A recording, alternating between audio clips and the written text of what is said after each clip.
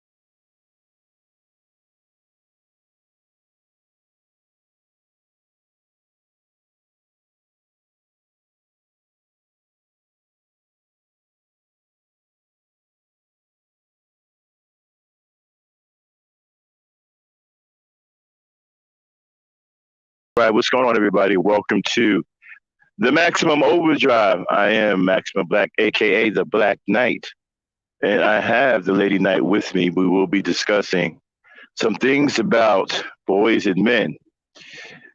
And the reason why I wanted to do this type of show, we want to aid our sisters in being able to recognize the differences early so they save themselves a world of hurt and get out of the world of hurt that they're already in. So let's get started right away. Now, the presence and influence of a mother has reach and is extremely powerful. So powerful that some guys can't shake it loose and never shake it loose. Some guys mentally never leave the nest. They may look grown to you, but inside they are still a needy child. Even at the ages of 35, 40, I've seen them even as high as 55 years old. Just mentally and emotionally never leave the nest. Still under the influence of their mother. And so a lot of times, Black women end up with these kinds of men, man boys, thinking that they have real men. And by the time they figure out that they don't, they're already knee deep in trouble. They already went too far and can't turn back. They already crossed the line that you shouldn't cross. They're already in a world of hurt. So we're going to try to recognize this early. We're going to talk about some things tonight. And as a man, I'm going to put some things out here to help you sisters recognize this stuff early, to save yourself a lot of trouble. And if you're in a relationship to where you are a mother and your man is a boy, or your man is a child, or your man is behaving more like your son, give you some tips on how to get out of that relationship. So you need to send the little boy home to his mama. Okay, so let's get started. All right, the first thing you want to do is this here. One of the very first things you want to look for when you're talking to a guy, right? You want to see, you want to hear. I said before, always listen to the way we talk.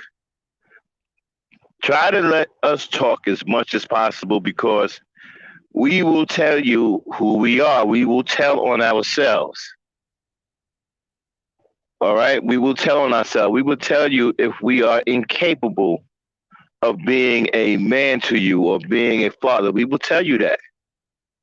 Just by the way we talk, you just have to know what to listen to. Now, if a man is telling you things like this, well, I'm trying to do this, I'm trying to do that. I tried to do this, but this happened. I tried to do that, but this happened. When a man has that kind of conversation, this is signs of irresponsibility. This is signs of a man that's unsure of himself and not really sure what he is supposed to do and not really focused. This is the mentality of a young boy.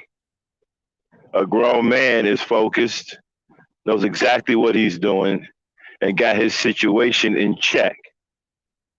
Grown men do not talk like that. Grown men tell you things that they have already done and things that they're about to do next, things that they got set up that they're going to do next. Boys tell you that they're trying, that they tried to do this and they tried to do that and X, Y, Z and such happened. And if you listen closely, they never give you any real answer about why X, Y, and Z happened. And so they are pretty much unsure. And then they start the conversation about, well, if I got a good woman behind me that'll support me, I can do this and I can do that. Don't fall for that. Don't fall for that, because that good woman he's talking about, is a mother.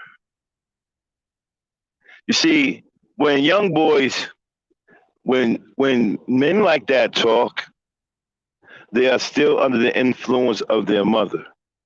See, a strong man believes that he's strong and believes that he can conquer the world. He doesn't think about anybody being behind him because he believes that he can do anything and everything on his own and don't need the help of others. This is the mentality of a powerful man. Now, of course, even the strongest men need women, but he's not looking to lean on that woman. You see, young boys are looking to lean on that woman because they're needy. Notice the conversation when he says, if I have a strong woman behind me. See, he already letting you know that he's not strong enough himself by transferring that strength to you. He's already giving you the title of leader because he wants a strong woman behind him. Basically, he wants a mama who got her shit straight to where he can be a boy, to where you can buy him toys. Every day is Christmas for him. He gets to live in this little playpen, which is your crib, your house, without paying any rent. See, that's what he's talking about. You see, you don't think about this stuff, right?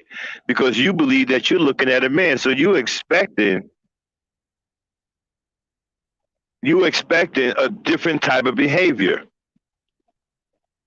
And you're not going to get it. Because you don't recognize what you're listening to. You think that by him calling you a strong woman, you think he on that strong black woman stuff. You think that he's respecting women. You think that he is a Renaissance man or a New Age brother that knows what it's about. No, he's not none of that. What he is a dependent. You're about to adopt a dependent. A second, if you already have children, you're about to adopt another one. See, grown men don't talk like that. Grown men don't say, I need a strong woman behind me. Well, I'm sorry. A grown man would say, I would like a good woman by my side. See, grown men don't use strong when it comes to women. And that's not disrespect. That's not any chauvinist or anything like that. Because we believe that we're strong. We're plenty strong for the both of us. So you don't have to be strong. I got all of the strength on my side. I just want you to be by my side. I want you to be a good woman, and I want you to be by my side. That's what I need you to do. I got everything else. I can be pretty strong for the both of us. See, that's the way real men think. Real men don't think of it in terms of, I need a strong black woman. If I needed a strong black woman, then where's my strength? What purpose is for me to be strong? And we have to understand a lot of rhetoric out here has people confused. It has black women confused. It has black men confused. So both parties are confused. And so you are using this rhetoric on each other, and you're creating bad results for yourself. Things that you're taking for disrespect aren't really disrespect. Like, for example, the difference between the way a boy talks to you versus a man talks to you. Now, a boy would talk to you in a very passive type way and always talking about what you want, always leaving it up to you because he's a boy mentally. And then many of y'all buy right into that strong black woman thing, thinking that, okay, your man is where it's at because he wants your happiness. Well, no, he doesn't. He wants his own happiness. And he only tells you those things so he can get things from you so you would take care of him. And so that's his way of getting his way from you. See, a strong man, a real man, don't talk that way. See, you've been trained to resist the way a real man talks. You've been trained to believe that when a real man talks to you, that he's being disrespectful, and he isn't. Most grown men who have their act together talk in a way to where they're telling you what to do because they're leaders. That's the way we naturally talk. We talk in a way to where we're telling people what to do and that we have expectations of people. It's not disrespect. It's a part of our nature as leaders. But as a black woman, through feminism and other means, you've been taught to believe that the way the man talks, the strong way a man talks, or the way a real strong man talks, is disrespectful to you. If he's telling you what to do, then he's bossing you, he's being overbearing, he doesn't care about what you want to. Nothing can be further from the truth. If you want a leader, that's the way a leader talks. Leaders talk in a way of they're always telling somebody what to do. They're in command, they're in control. That's the way a lot of them, I talk that way even now. The lady Dame can tell you I talk that way in the back chat because I'm a leader. She doesn't take offense to it because she knows me now. She understands my nature. She knows that I'm a strong man and I'm a natural leader. So she doesn't take it as disrespect. Okay? But a lot of sisters take that as disrespect because that's what they've been taught. And so if you've been taught that the natural way a man that's a leader speaks, then you will constantly rebel against the leader. And you won't accept his leadership, or you won't follow along with his leadership. And then you'll be left out in the cold with brothers who cannot lead. And you end up with these boys who are looking for mothers, who want you to buy them PlayStations, want you to buy them the latest game, want you to buy them the latest sneakers, the latest Jordans, and get into unbelievable arguments with them because you cannot believe the degree of their childishness. And you're the one that's running around with your head going crazy because you can't recognize that he is not a grown male mentally. And that's what you end up with because you've been taught to reject the strength of a man and the leadership of a man. If I talk to you a certain way and I say, hey, if I come to you and I say, all right, here, take these keys and go pull the car around the back and I'm going to come through and I'm going to do this, and that. Then what I want you to do is go over here and do this and do that and do that and do this, right? Now, that's on a mild level. But if you take that as disrespect, well, don't tell me what to do. You ain't my father, whatever. You're rejecting leadership. You're rejecting the man's leadership because you're taking his natural tone of voice and the way he talks naturally. You're taking it as disrespect and that he's saying something to you that's disrespectful or misogynistic, and that's not the truth. Now, what you're going to accept after you reject that is you're going to accept this. Yeah, baby, it's all about you. It's your world. I follow your lead. I do what you want to do. You're a strong black woman. I'm glad I got a strong black woman like you in my corner, baby. Hey, listen, my birthday coming up. All right. I want you to give me that PlayStation. So you cool with all of that because now he done made you smile by calling you a strong black woman and telling you that it's your world and he's just a squirrel, and all this other stuff. You don't want a man talking like that. That's not a man. That's how you're going to end up in a really bad situation. Okay? And then, now it's not just you. Society is also helping you constantly rebel and reject strong men because they're trying to paint manhood in the worst way possible. They don't want any strong men running around here. They don't want any men leading and commanding, because men like that get shit done. Men like that will fight back. Men like that will take up arms against their enemy and protect you. Oh, this is another thing. The boy can't protect you. Basically, what he'll do is he'll say, "Get your hands off my mama," and that's pretty much it. That's why you got to stand around when a woman is being beaten, instead of them interjecting and doing something about it. They're looking at it and recording it for World Star Hip Hop. Basically, that's the equivalent of "Get your hands off my mama." A real man is going to intervene and put a stop to what's going on. That leader, the one that you're rejecting, has the courage to get in there and stop the attack. A boy is just going to watch and scream and jump up and down from the sideline.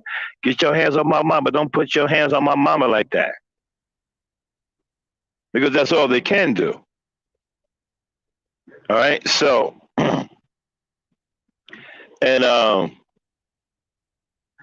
don't get me wrong, I'm not bashing the strong black woman thing or whatever. Okay. I'm just telling you another way of looking at it and how they use it and how they weaponize it against you with your men, because it's being weaponized against you. And you just don't know what to look for, and you don't know what to listen to when you talk to these guys. Now, here's another thing: the difference. A boy doesn't talk in terms of taking care of anything. Like if you say, "Hey, Ronald, um, did you go look for that job yesterday? Did you go for the application out yesterday? I gave you the bus fare." He'd be like, "Well, kind of, sort of. I got sidetracked." And then you excuse it.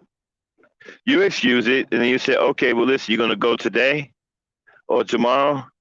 "Yeah, I'm going to try to get there, today or tomorrow." They're like, "Well, you're going to go or not?" "Okay, I'll go." Now, a boy will tell his mother and father, "Yeah, I'll go," but he really don't want to go, because he want to play video games. He want to stay and play with his friends, or he want to stay and read comic books, right? So he'll tell you any old way. And then when you find out that he didn't go, he tries to clean it up. "Well, the reason why I didn't go because I ran the Rallo and we went down to eat some donuts and one thing led to another, right?" And so now you think now you engage in an argument with him, but it really isn't an argument. What it is a mother scolding her son. And you don't catch yourself. And the reason why you don't catch yourself is because you think he is a man. You don't catch yourself. You're actually scolding your son. Hey, I gave you money. How come? When are you gonna go and get this job? Why didn't you fill the application out? You need to get a job. Why didn't you do this and do that? Okay, now take that argument and flip it over to this. How come you didn't clean your room? Your room been dirty for 3 days. Get in there and clean your room, Rollo. Same difference, right? It's just been flipped around because you think Rollo is a man. So you don't see it as scolding. You see it as an argument. But it's really a one-way scolding, like a mother would scold her son for disobeying her. That's what's going on. And that's what you don't recognize. Once you're able to recognize those subtle differences, then you know exactly what type of situation you're in. And you need to cut it short right then and there. I'm out. Let me explain something to you. When you're in a situation that's causing you a lot of stress, strife, and really harming you, you got to cut your losses immediately. Don't wait. Don't put it off or whatever, especially if you got high blood pressure or whatever. You ain't got no time to be with some grown-ass boy that's needy and needs a mama. that will wear you down to the bone, especially if you have your own kids. You understand? Think about this. You got a grown ass man physically, but he's no different than the children that you're raising because they're all sitting there on the couch playing PlayStation and, play fighting and all this other stuff. He can't even teach his children anything. He can't even teach his sons how to be men because he's a boy right along with them. And you think it's cute because again, you don't recognize that he's not a man. I'm not getting on you, sisters. I'm just trying to, right? I'm trying to help you with something because it's not your fault. You've been dealt a bad hand and you've been tricked in a lot of ways that you don't realize. So I'm trying to help you unravel all of this right now. So you don't think anything of it. You think it's cute he playing with it. You think, check this out. You actually think he's being a good father to his kids. Seriously. You telling your girlfriend, oh, Rollo a good father, he'd be playing PlayStation with his boys and, they all be sitting on the couch playing and laughing and spilling popcorn and soda all over the furniture. And, I got ketchup stains in the carpet, stuff like that. It's a bit much, but at least he taking care of his boys. No, he ain't taking care of his boys. He's just like his boys. The problem is you, not him. See, y'all heard me say, right? If if you want to correct the black woman, right, you have to correct the black man. Well, black woman, if you want to correct bad relationships with immature and irresponsible men, you have to correct yourself. You're the problem. I don't say you're the problem in a derogatory way. I'm trying to wake you up. You're the problem. You're the enabler. You're the one that's not paying attention. You're the one that's allowing this to continue. You're the one that's letting this go by you. You're the one that think this is cute.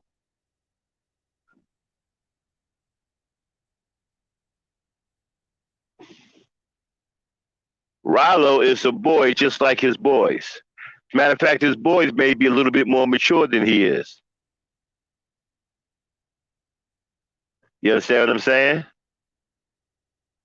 So you have to be able to recognize this situation and you got to cut your losses. Let me explain something to you. Depending on how far you got in a relationship, I'm not saying ain't nothing going to be painful. I'm not saying that. But it depends on whether you want pain for a short period of time or you want a lifetime of pain. Those are your options. Short-term pain or a lifetime full of pain, which comes with aggravation, right? And mental wear down and emotional wear down.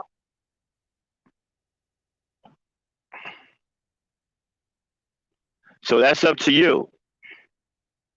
And so, like I said, let me get back to this, right? And so you're sitting there looking at Rollo playing PlayStation with his boys and stuff like that, right? And then before you know it, y'all have a joint bank account, right? Now he don't want to stop playing games with his boys because he a boy too, okay?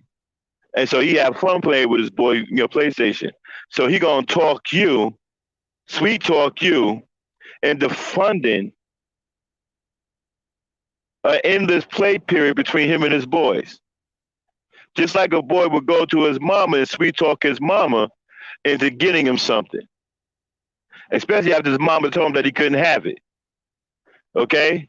So he's gonna come sweet talk you, hey, babe, the boys are getting bigger, but as a father, I'm not going to see them soon. They're going to all go off to college. They're not going off to college because they're not doing good in school because they don't have a father. That's another thing, okay? That's another thing that y'all excuse. The boys are doing bad in school.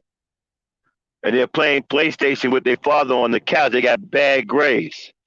And he's telling you some crazy shit like they're getting ready to go off to college. And they're not.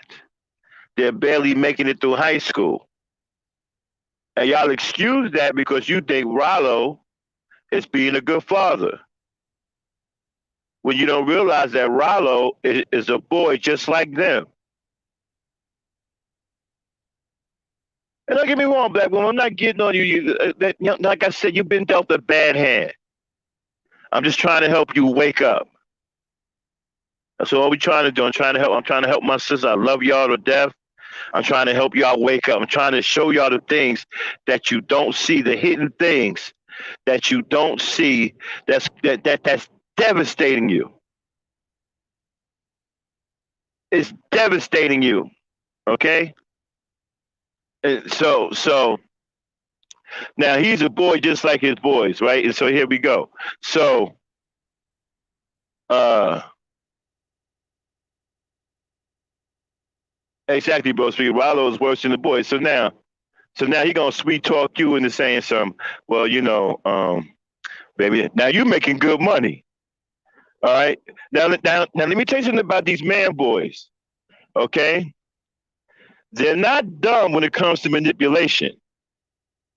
They're very good at manipulation because they know how to play, they know how to pull on those heartstrings, just like little boys do with their mamas. They've taken the puppy dog eyes to a new level. All right, they take the puppy dog eyes to a new level. Especially, and I'm gonna tell you what's extremely dangerous for y'all, right? A muscular guy who has a boy mentality, a boy that works out, right? And he's got the muscles and all that. That's your worst nightmare because he will manipulate the hell out of you. He will manipulate the hell out of you because he's got the body. That's your worst nightmare. Because he can take the puppy dog eyes to even a higher level. All he do is get to talking to you, flexing muscles, take his shirt off, all up on you. Yeah, baby, I just want you to do this for me. You know what I'm saying? With your little sexy self or whatever. Next thing you done felt it. Hey, here come that body. And now you're done. You're done. Now you funneling money from your bank account. Matter of fact, you done opened up one for him. Because he's too immature to have one himself, you done opened up one for him. And done turned yours into a joint account. And he ain't even got a job. So you done opened up one for him, you found the money in it, right? And you giving him money to go look for jobs. He ain't looking for shit. And so now you got money, you done gave him a card. So now he can go buy games with a PlayStation. And now notice something at dinner. Where him and the boys are sitting together eating, and you're there. Listen to their conversation. Hey, Dad, did you get to that new level yet? No, that level was hard, man. I couldn't get past that big ass spider. No, Dad, I beat that spider. Yeah. I got that new armor too. I ain't get the new armor yet. What you got? You got the new gun? No, man, I ain't got the gun, man. What level is that? I'll teach you how to beat that, man. You got to get past that. You got to get past that other guard. Yeah, word. Now, you don't know what the fuck they're talking about. They're talking about a video game. About beating a video game. And getting rewards in the video game. They're not talking about school. He ain't talking about, okay, son, what you doing in school? How come your grades are bad? Listen, I don't want you playing no more games. I need you to get on these studies tonight. I need to see you in that room reading a book. I need to see what you're doing with your study. They ain't saying no shit like that. They're talking about how to beat Mario Brothers. And you don't even know. And you know what? And the sad part about it is, It's going on right in front of you, and you don't even know what's happening. You don't even know what you're listening to. You think it's all good because he's spending time with his sons. And then you're going to go and tell, and you're going to be like, oh, that's so cute. You know, his boys are sitting next to him and they having conversations like a father and son should.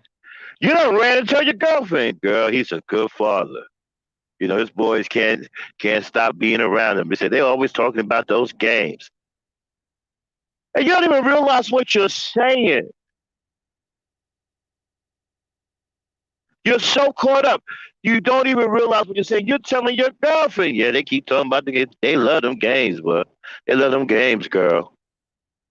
Yeah. And the sad part about it is your girlfriend going through the same situation. Yeah, girl, I know my man and his boys, they do the same thing. Uh-huh. And both of y'all having a conversation about two immature men with children who are just as bad as their boys and don't have any clue what you're saying to each other. Not one clue.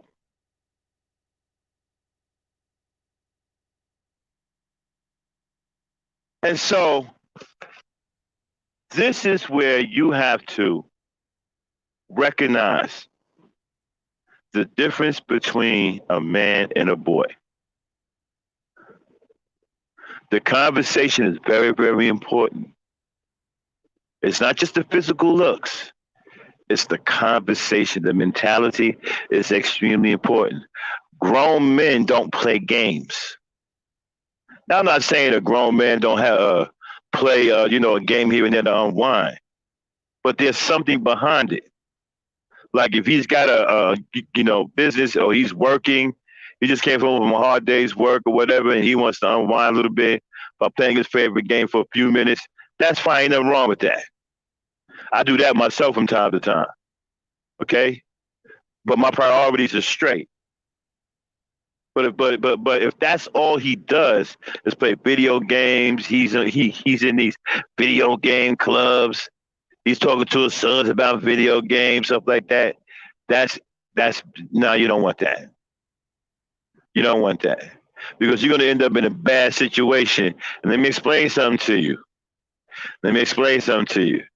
When y'all start arguing constantly, he gonna start rebelling against you like a child does. He gonna start raising his voice, and then he gonna realize that he a male, and he gonna challenge you. He gonna try to back you down. And a lot of them don't know what the hell they're doing because they're immature mentally. So that may involve putting hands on you.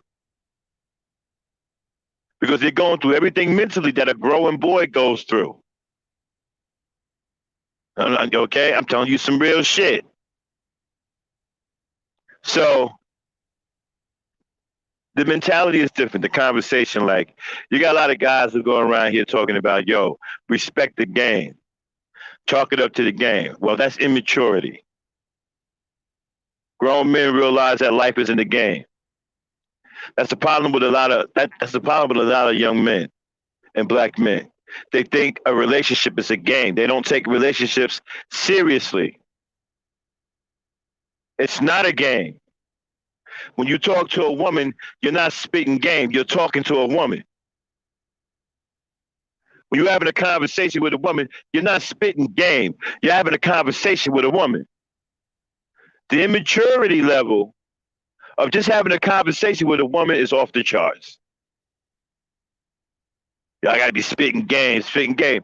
When you say you're spitting game, then you're not being honest. You're playing with someone. You're playing with someone's emotions. He's not even serious when he's having a conversation with you. As far as he's concerned, he's spitting game. Games aren't meant to be taken seriously. That's why they're called games.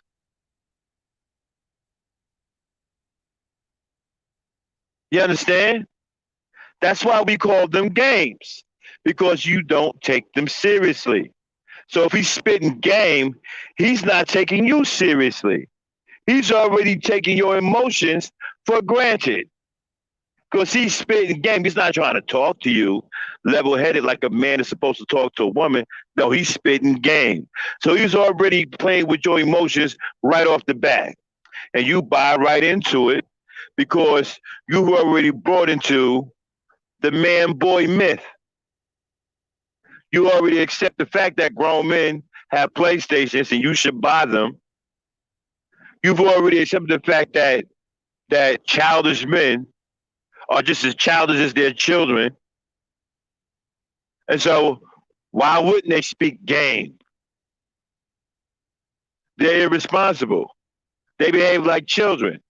And you're footing, and let me explain something to you. You're footing the bill for all of this. You remember you that strong black woman, you that hard-working, hard-hitting, strong black woman, right? They don't weaponize it against you. Now your strength is being tested. And I mean it's being tested because you're footing the bill for all of this stuff. You're buying the PlayStations. You're paying for the boy's clothes because he ain't doing shit.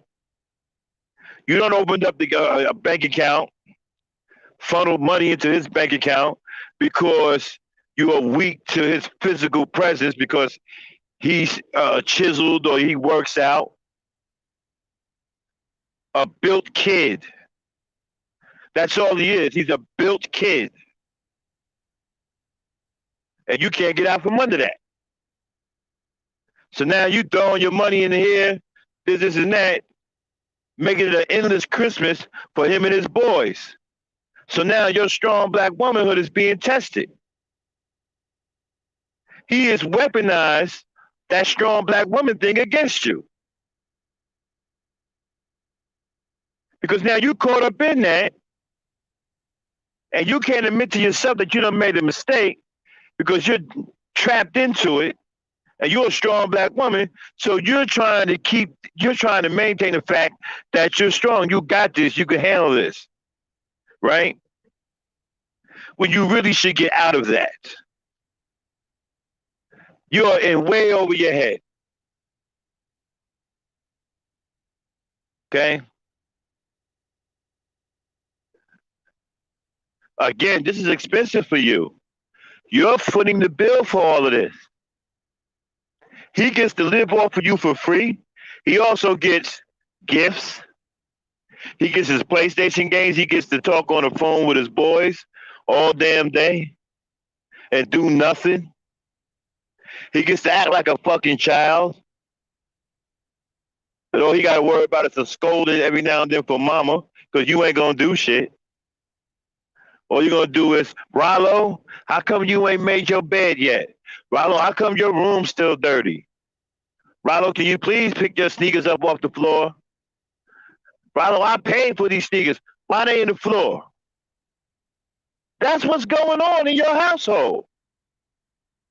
And you don't even realize you're caught up in it.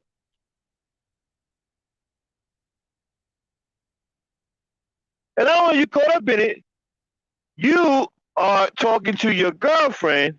She caught up in it. Both of y'all are caught up in it.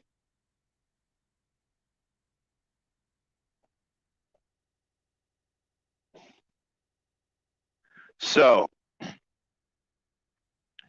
you have to be able to recognize this. Let's go back to rule one. Go back to what I said in the beginning for those of y'all who just came in. Let's go back to rule one. Let a man do all the talk, most of the talking.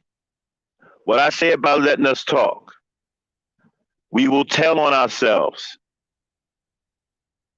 We will tell you exactly what type of man we are if you would just listen to us. A strong man is going to tell you that he's a strong man by the way he talks. A weak man is going to tell you that he's a weak man by the way he talks and the things that he say.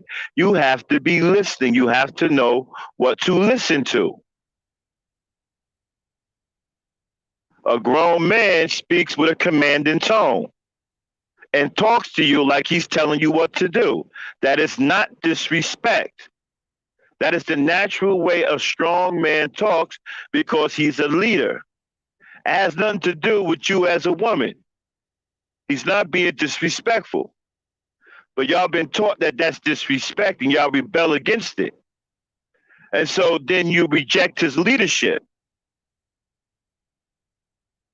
But if you go on the job and you see how strong men operate, that's the way we talk. We talk like that to damn near everyone, except mama, because that's mama. Or daddy, if daddy's still alive.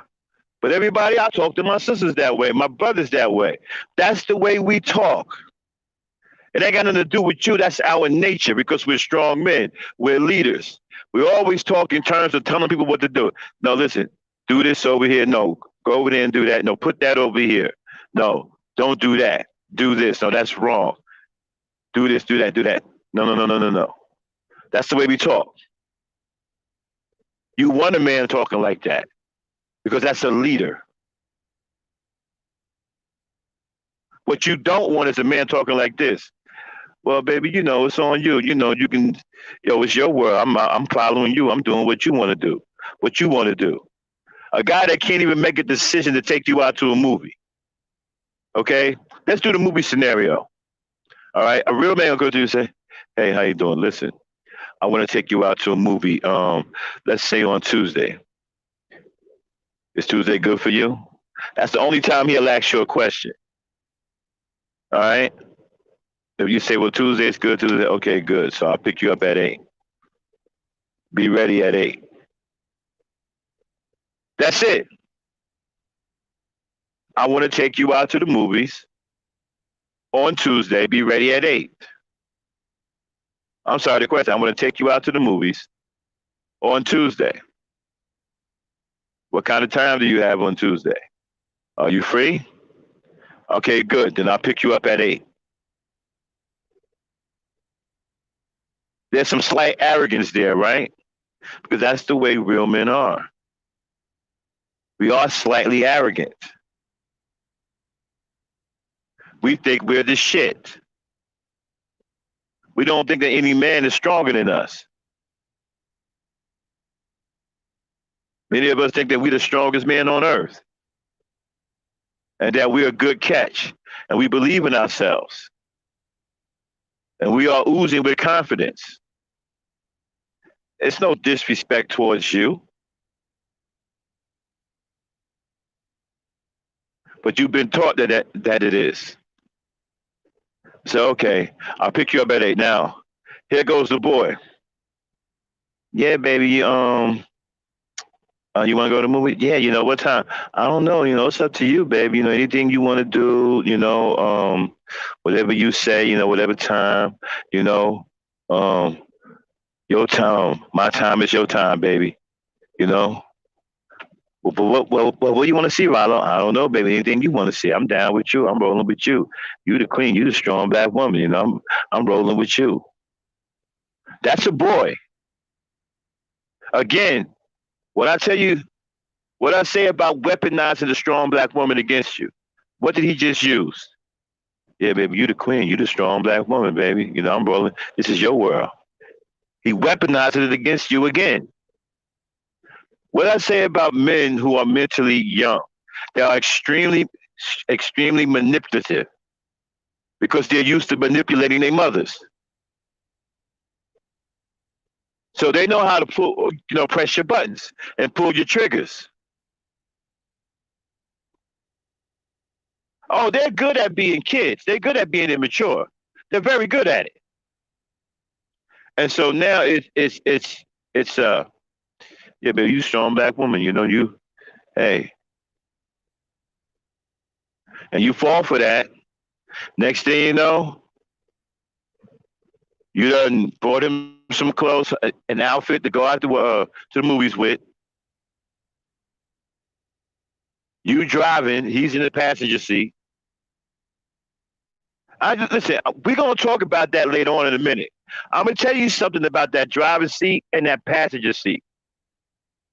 That's extremely powerful.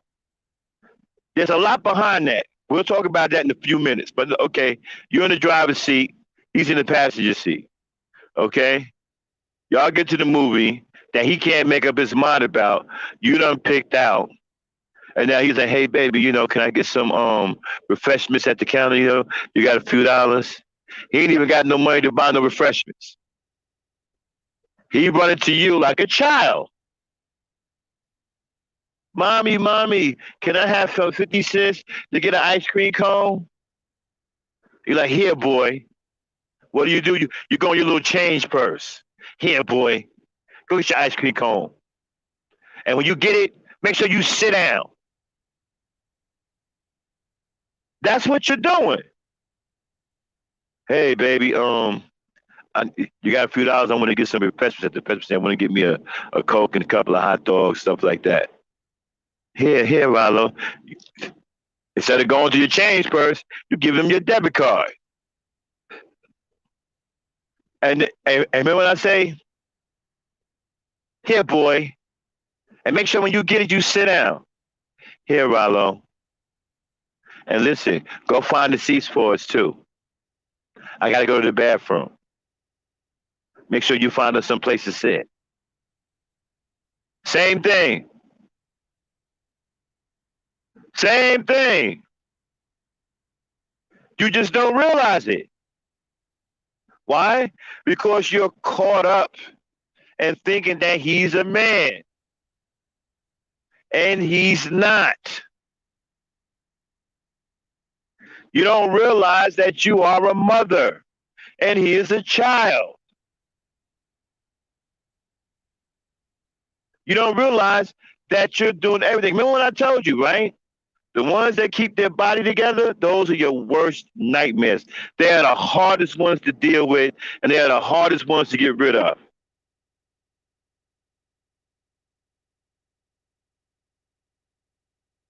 Those are the toughest ones for y'all to get rid of. They are your worst nightmare. The worst thing you can do, ladies, is run down on a handsome dude, right, that works out and got the muscles, and he has a childlike mind. Man, you better run for daylight. Because once you get in with him, it's really, really tough to get away from him. You will take years and tons of abuse before you're able to get away from him. Because he knows how to make you weak. He knows how to make your body weak. He knows how to make you weak sexually. He's dangerous to you. He will fuck your life up. He will have you running around here with bags under your eyes so big, right? That if you walk past a kangaroo, he'll take his baby out and put him in one of the bags in your eyes. Because he think the bags in your eyes, right, are as big as his damn pouch.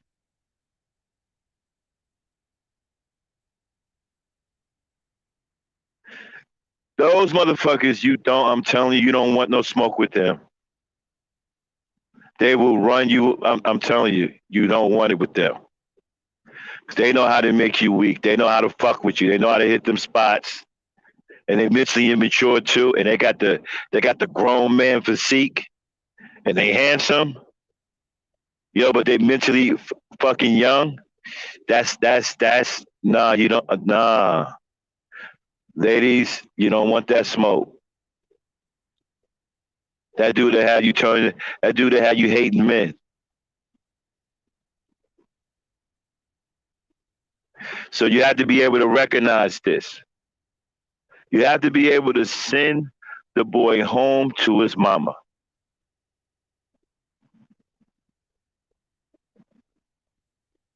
Come to your realization of what you're dealing with. Open that door and say, boy, go home. Get out of here. Go home to your mama. Don't come back here no more. Get out of my house and go home to your mama. Send the boy home to his mama. Because that's who he's in a relationship with. He in a relationship with you. He in a relationship with his mama. So send him home to his mama. Let me check. I gotta take a quick. Lady Night, are you there? Yeah, I'm here. Okay, you got a few minutes because I got to take a quick break. I'll be right back. Okay. All right, y'all. I'll be back. I'm not done. I'll be back with part two. There's some more things I want you to recognize, but that was a good opening and being able to recognize the record. And I'll go over some things if y'all have any questions. Okay. So I'll be back with part two. I'll be back about 10 minutes, Dame. All right. All right. All right. Okay.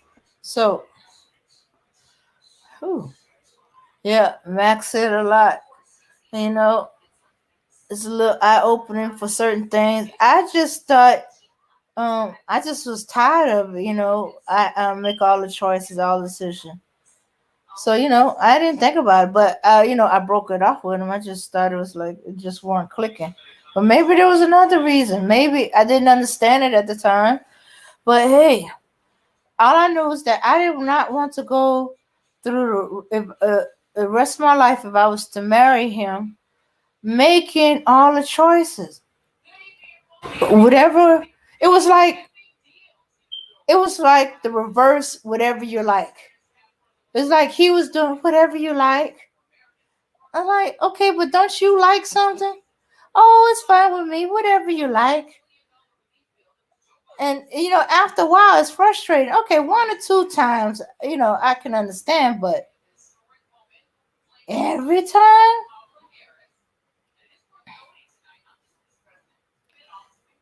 So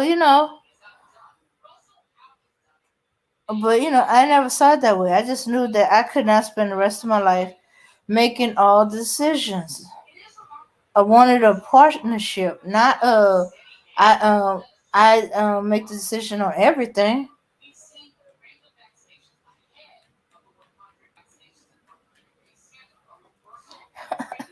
Oh, Hey, yeah. Dame. Hmm. I need you to correct the title. You got different instead of difference. Oh, okay.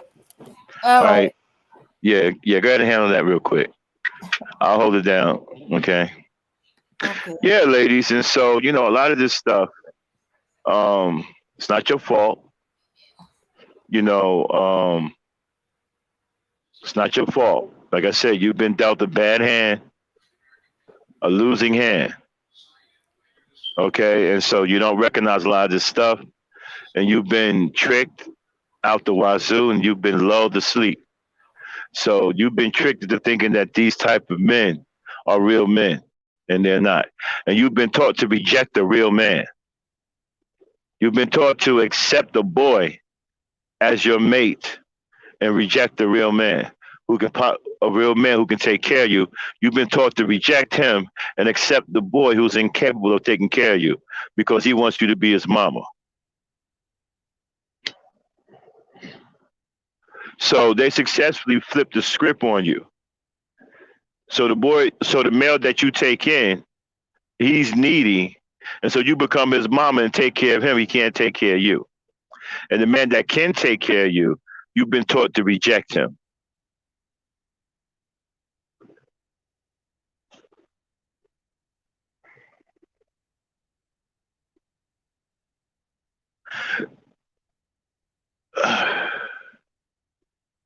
Well, make it plain. It could be the reason why many of them are such sorry men is because of absentee fathers. I believe that there are no good fathers in the home. These boys don't come from a home to where that there's a father that knows how to teach and guide his boys. A mature father, a strong father like I had. Okay, a father who didn't play games, who taught me the difference between reality and game, taught me the difference between disrespect and respect, taught me how to respect authority. Respect authority, respect women, understand a relationship, things that I need as a man in order to court a wife. These young boys don't have these teachings, and then they stay childlike. Many of them just stay childlike, and then there's so many things feeding them, making it easier for them to stay mentally young. You have a lot of grown men that's into gaming now, right? Now, some of them can play games and still maintain their adult mentality. But many of these boys, they fall by the wayside. Many of these guys fall by the wayside. and they become younger and younger the more games that they play, and then they become needy to the point to where they want a reality to where they just want to play video games like kids. And so now they start to look for a mother. Because I said, when I started this podcast, I talked about the influence of a mother has reach and it's extremely powerful. And some guys never shake it loose. They never shake it loose. So, Dame, did you make that correction?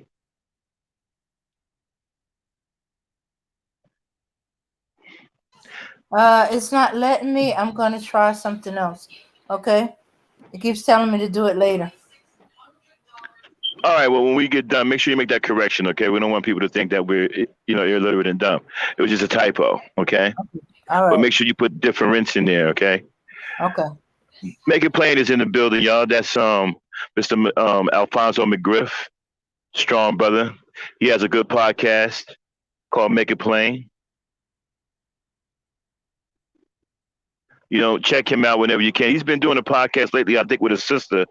I've been checking it out, but I've been so busy, haven't been able to. But that's Mr. Alfonso McGriff. He's also trying to get on TED Talk. So shout out to Alfonso McGriff. Try to support him to help him get on TED Talks. Dame, hold it down for me. I'll be right back. All right. Okay. Okay. Yeah, he's supposed to lead, make choices. Part of that. Yeah. Yeah, yeah. He's supposed to lead. Yeah.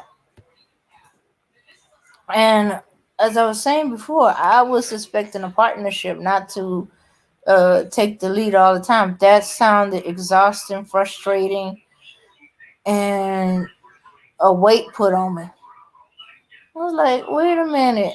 I gotta carry my load and his load. But yeah, I just couldn't see doing it for the rest of my life. So so I didn't accept this proposal. Uh, um,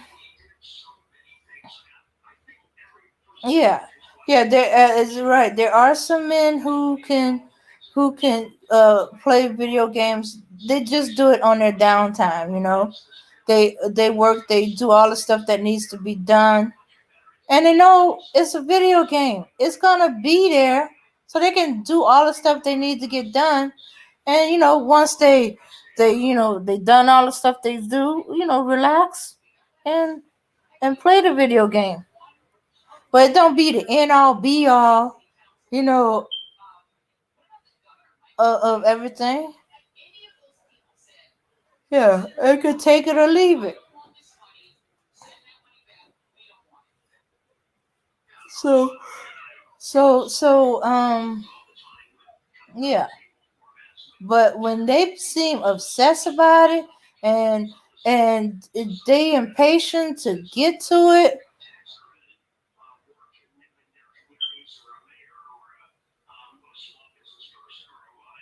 Mm.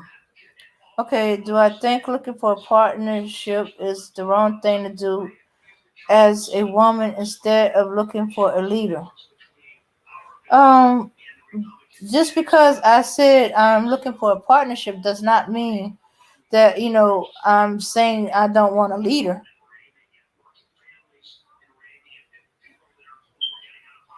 Yeah, I think you're getting confused about that. Partnership means that I'm looking for a black man who's not a leader.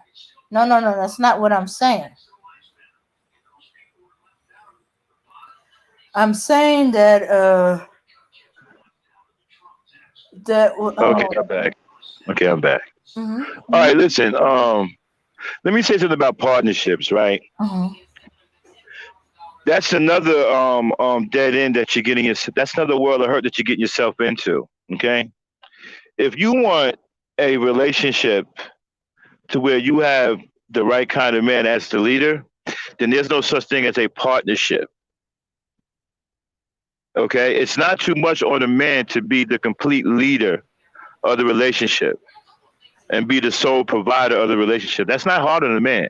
That is supposed to come natural to a man. Mm-hmm.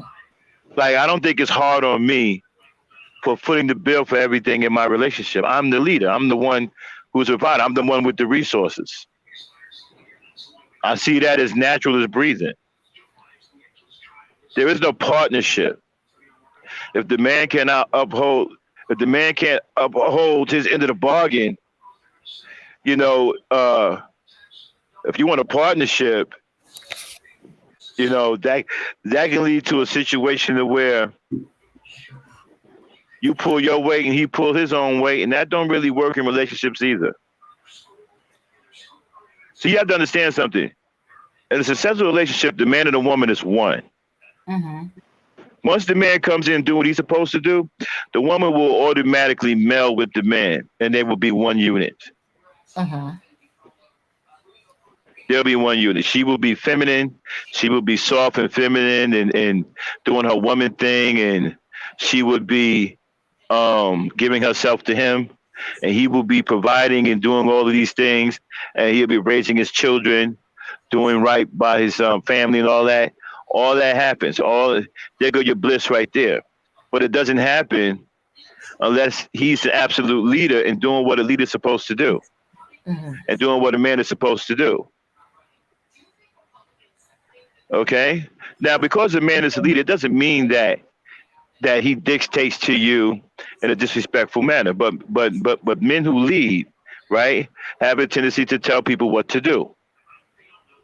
That comes with leadership, and that's something that a woman has to understand. That comes with a leadership. Men who are good leaders, they have a tendency to tell you what to do because they have a great understanding of what needs to be done because they're leaders. They don't talk that way to disrespect anybody. They don't talk that way to put you down. They don't talk that way to be misogynistic. They don't talk that way to be overly masculine. They Okay. talk that way because they are leaders. Mm-hmm. You don't want a leader, right, who talks passively. That's not a leader. Mm-hmm. Okay. And so getting back to this partnership thing, I don't know what that's about. When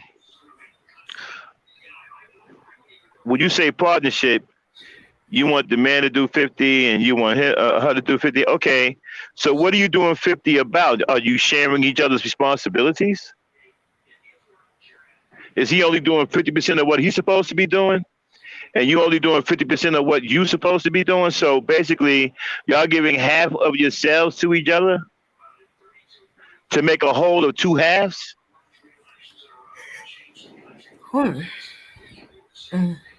Okay. I'm asking you. Oh, okay. Well, What does 50% mean? Do you want the man to give 50% of himself and you give 50% of yourself and then both of y'all make a whole out of two halves of each other? no. Okay, no, that's not what I'm saying. I'm saying okay. There's stuff that we each do. It's not a 50%. It's just what we do. But if one is doing all the work, it does not become a partnership. It just becomes one carrying the load. Okay, well, here's the thing. What you're doing is you're interfering with the natural understanding between a relationship of a man and a woman. A man is supposed to do everything. He's supposed to lead. He's supposed to provide. A man is supposed to provide the home, the transportation, the resources, the protection. He's supposed to do all that. That is what he's supposed to do. When you interfere with that, then you're going to disrupt your relationship. You done created a whole new different type of relationship that's probably not going to work for you. Okay, but isn't she supposed to take what he provides you know the house, and she turns it into a home. They Well, I create. mean, well, yeah, but you see, we got to be careful about cliches and Uh-huh. what we hear. We have to question where a lot of this stuff come from, right? Yeah, she turns the house into a home, right? Mhm. She Mhm. provides because a woman brings balance. Okay, she brings balance to a relationship. She brings life into a relationship because a man doesn't want to have a house with no woman in it. I said before, if you get rid of women, then we have no purpose of living or going on because women give us purpose. Without a woman, you have no purpose. So if you purchase a beautiful home and you have no woman to put in those homes or children, then Mhm. what's the sense of purchasing a big home? Okay. Of course, okay. So she get the house, right?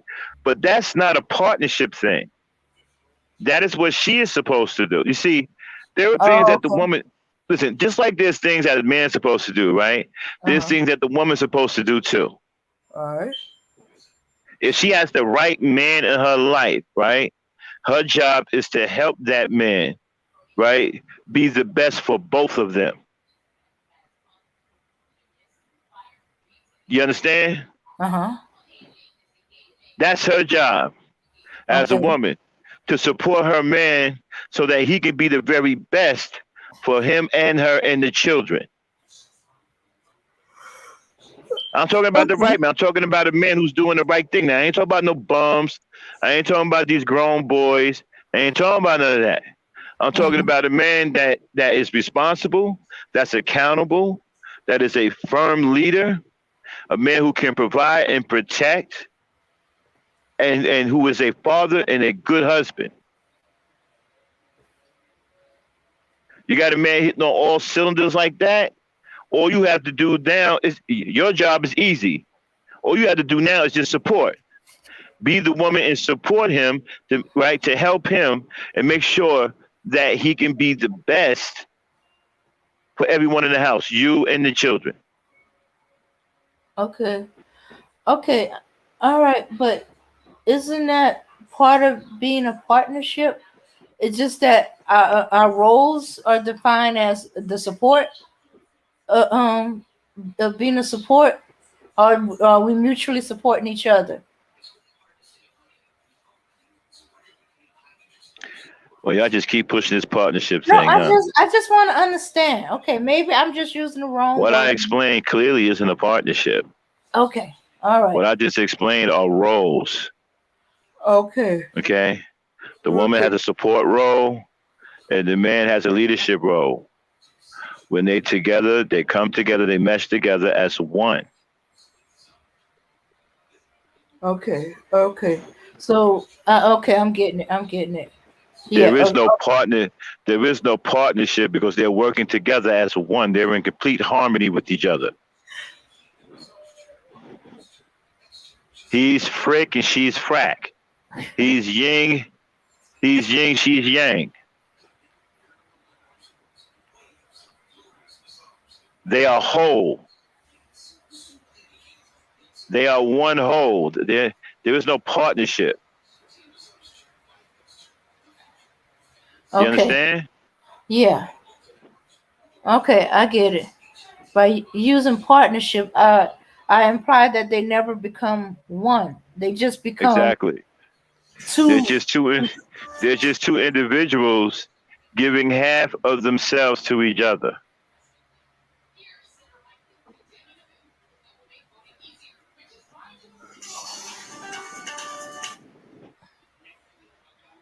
Okay. All right.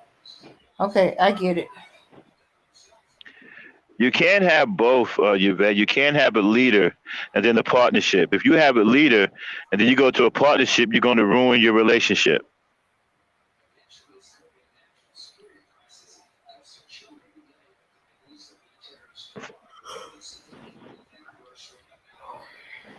See, we have to understand something, right?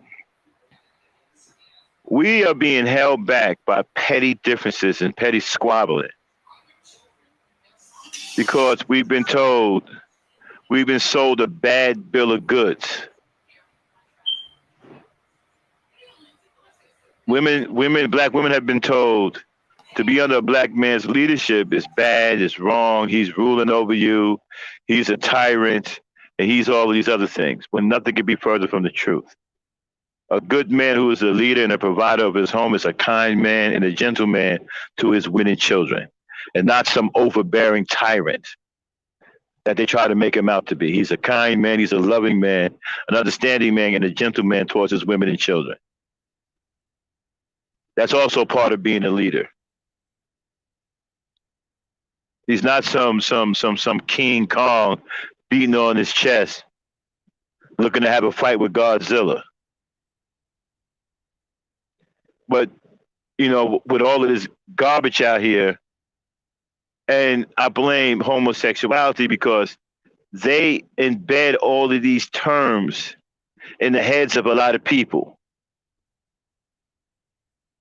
And then you get to thinking, and these terms are designed to create division. And you don't realize that. When they're talking about empowering the woman, right? They're talking about keeping you separate from your man and keeping your household broken. They're talking about you never coming together with the man to create a family. The black people were the strongest when we had our families intact. But when they say empower you and all of this other stuff, that's just to keep you separated from the man that you should be with, and so you'll never recreate a family. And if you do come with a man, right, you're going to challenge him so much that you're going to be so contentious in the home that you'll never have harmony. And you'll end up broken up anyway. You'll end up, leaving each other anyway because there's too much stress and too much strife in the relationship.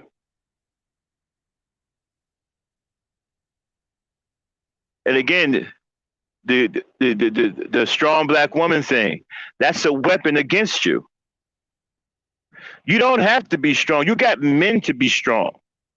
What does a woman need to be strong for? The men do the heavy lifting.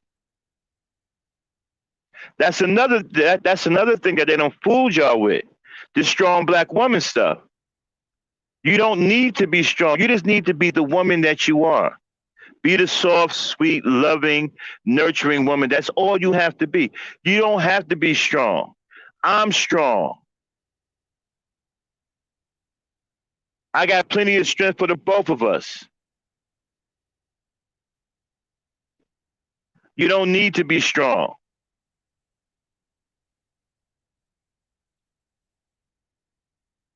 It's all misdirection and deception.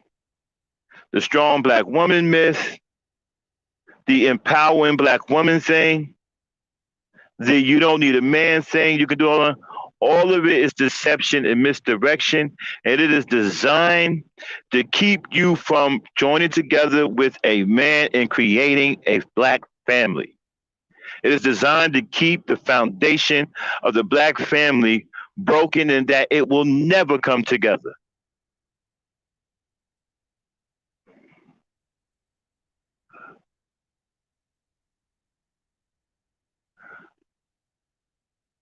The most glorious place for both of us, right?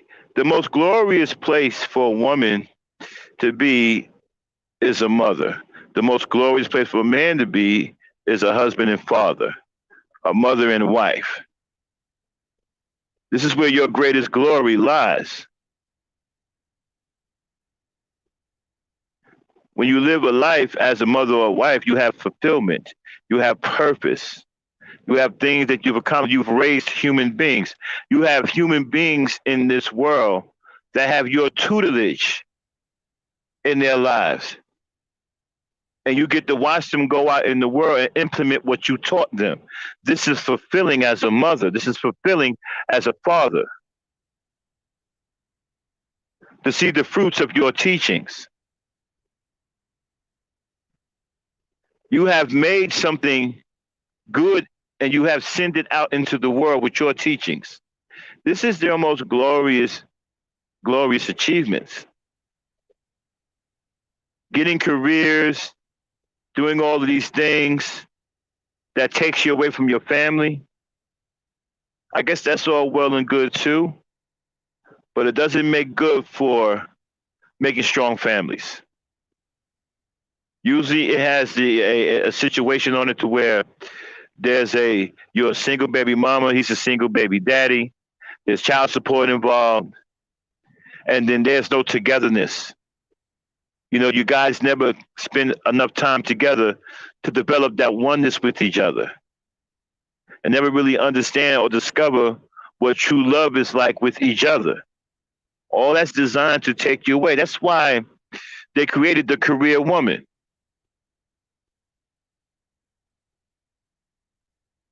The career woman is anti-family.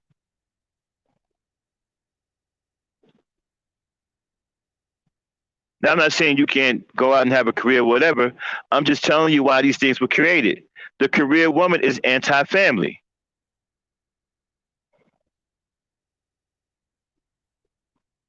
You can't, it's very, very difficult to be a good mother and you're a career woman at the same time. Now, I've heard people say, well, I am a good mother. Well, if you are a good mother, then where's the child's father?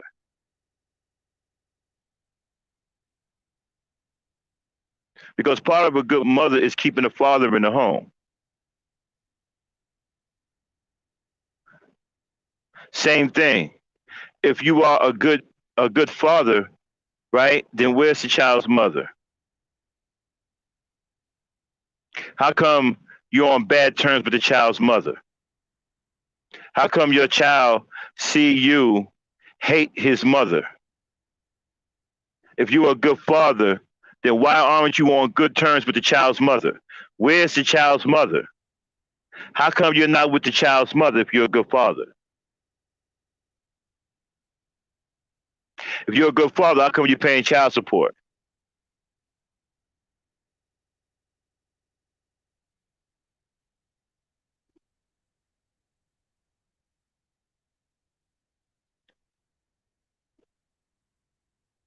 See, you owe it to each other, right? When you have children, the responsibility of being a mother and father goes through the roof. You got children now, you owe it to those children to be the best mother and father that you possibly can be. That means to be the best to each other you possibly can be. So even if you may become separated and can no longer live together, first of all, that shouldn't be going on. If you have harmony in your relationship and the man is doing the right thing and the woman's doing the right thing, you won't separate. But if you have to separate, then you have to have a relationship with each other that's conducive for the child to love and respect both of you. It's important that the child see the father on good terms with the mother on good terms with the father. Okay, I'm frozen again. Dame, am I coming through? Yeah. Okay, let me reboot. I'll be right back. Okay. When there's no leadership, the relationship drifts until you're all drift apart. Okay. All right. So I'm understanding that partnership is just the wrong term. Um, I think we confusing the partnership with a relationship. Yeah, it sounds good. We both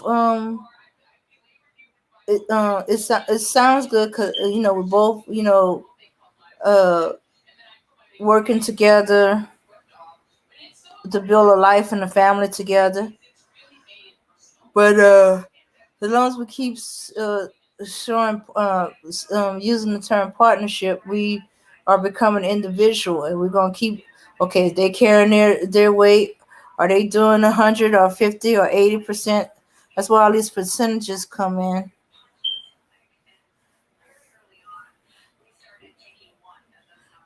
and then it becomes who's caring the most or the least.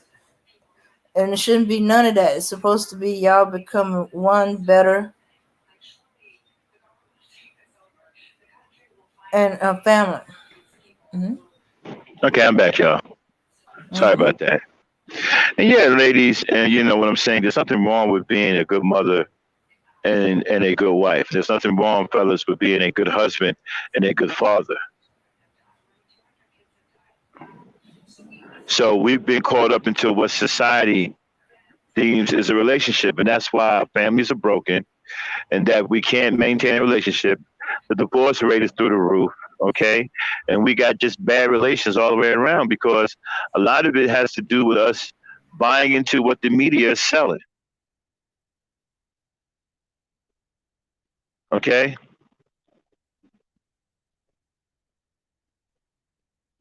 all right, and so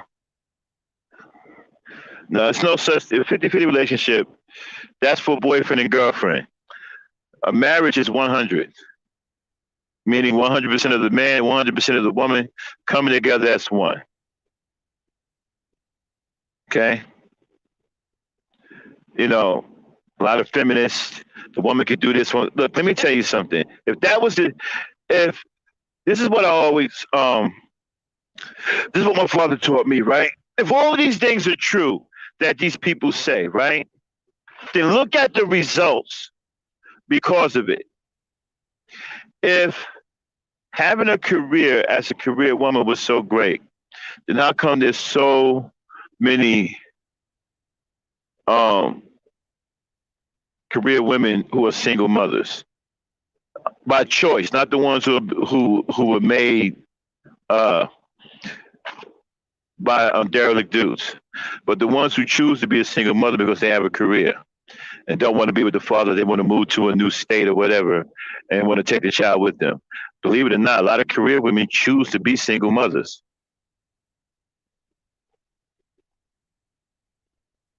So when you have this kind of interference, you can never reestablish the black family. The woman is the key to the black family. The father is the foundation. The mother is the backbone. But the backbone cannot hold up without the foundation.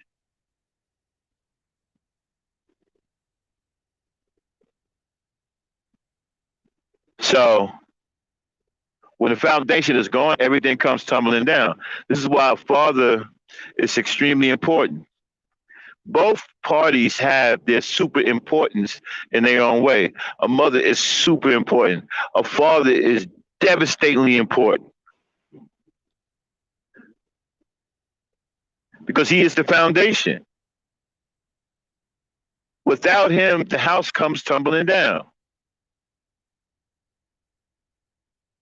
Now I understand that some women have tried to hold the house from falling, and some of you have done an admirable job. But you cannot hold it up for long because you're not built like that. We are built like that. There's nothing wrong with you being who you are. If you're a loving, beautiful, nurturing woman.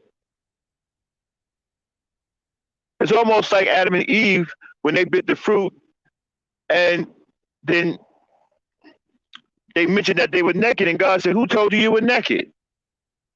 Well, who told you that who you were wasn't good enough? Who told you that being a loving, caring, nurturing woman wasn't good enough?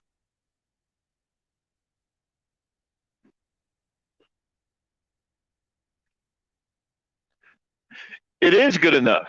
And it's desperately needed because without that nurturing, loving mother, we have no family. We have a foundation with nothing on it, and the foundation becomes useless.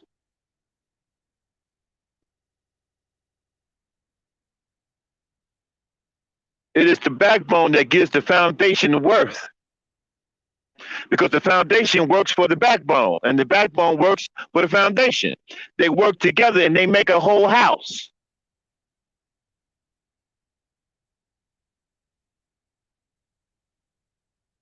And so you have all of these things out here working against the black family that we've never challenged before, because if we do, people would get offended. We got to stop being offended and start being realistic about what the hell is going on. We have to start opening up our eyes and seeing how we're being taught to maintain self-destruction, and why our families can't come together anymore, and why the foundation is still broken. A lot of it has to do with the way men and women behave against each other and what men and women are listening to in the damn media. You got dudes out here listening to these damn fools who say that they're Max, reading these damn pimp books that teach them how to hate women, basically turn them into homosexuals. They think everything is a goddamn game. Yo, man, peep the game, yo. Yo, it's game, it's game. It ain't no damn game out here. And relationships aren't games. And then you got the sisters listening to a lot of shit about being a strong black woman, being a career woman. All of this takes you away from your family and keeps you separated from the man. And if you do come together with the man, with all this negative rhetoric, right, then you come together and you are challenging him. He's not used to being challenged by a female because he's a male. He's used to being challenged by a male. Understand something, ladies, when you challenge a man, you fuck his mind up.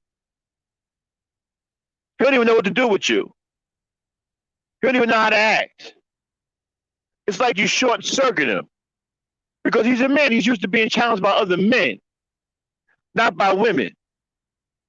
So when a woman comes up in his face and challenges his manhood, he's like, whoa, whoa, whoa, whoa, whoa. He don't know how to react. So 9 times out of 10, he's going to react to you the way he would react to a man. Because you're not supposed to be in his face challenging him. He is a man.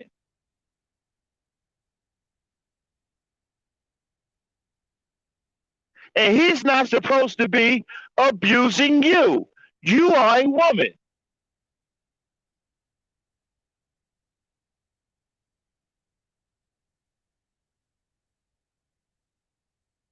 So when you challenge him, you don't blew his mind. You done took the plug out. He don't know what the hell to do because he's not used to being challenged by a female. Men challenge each other all day. We call it iron sharpens iron. He's used to being challenged by males. So when a woman comes out of nowhere, gets into his face with all of this stuff pointing in his face, he freaks out. He don't know how to handle it. And 9 times out of 10, he's going to respond to you the way he would respond to a man because that's the way he understands how to respond to challenges. And then on the flip side, he's not supposed to be abusing you. He's not supposed to be lying to you. He's not supposed to be cheating on you. He's not supposed to be doing all these fucked up things behind your back. He's not supposed to be beating on you. He's not supposed to be demeaning you. He's supposed to be loving you, caring for you, and supporting you.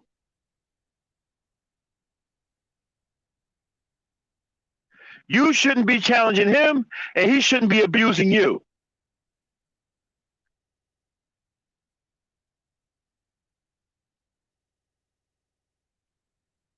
But because of the shit that's out here in social media and the music or whatever, both men and women got the game fucked up. Yeah, I say game because that's pretty much what you're in right now. You're in a game against each other, trying to win.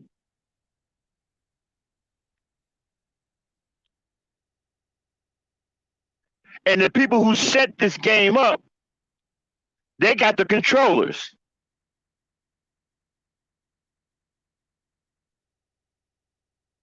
And they are playing with you. And so The more we listen to this rhetoric, the more we listen to fucking people talk, the more niggas, I'm sorry, the more Negroes listen to guys talk about some, hey man, we don't love these hoes. A woman's life don't have no value. She's a 10 and she's a 9. All this superficial, non-caring BS that's designed to demean women. The more men get into that, the more anti-family you become. The more anti-woman you become. The less of a gentleman you become. And then you get to that level to where you're not fit to be a woman's fiance. You're not fit to be a woman's husband. You're not fit to be a father.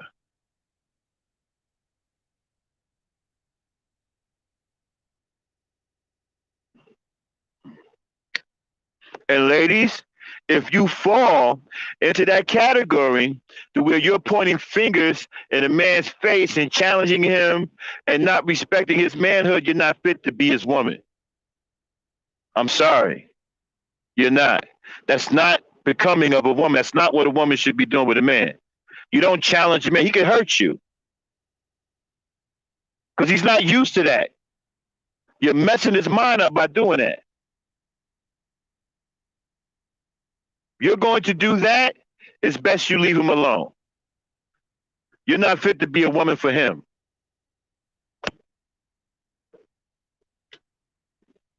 In order for us to heal, we have to accept the raw truth, period. Even if it stings a little.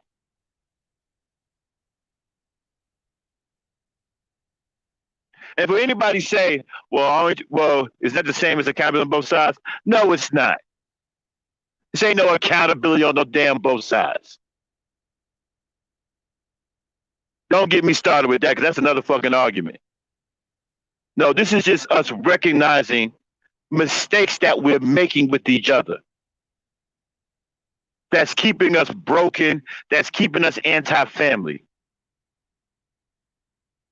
Just recognizing mistakes, recognizing the fact that we're falling for a lot of rhetoric. We're falling for a lot of things that are designed to keep us separated and keep the foundation broken.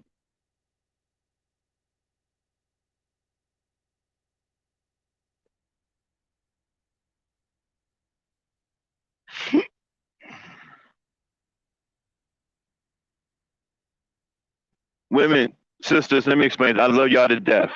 And I'm going to tell you the truth. Getting into a man's face and challenging him is one of the worst things you can do. That's a blow directly to his ego.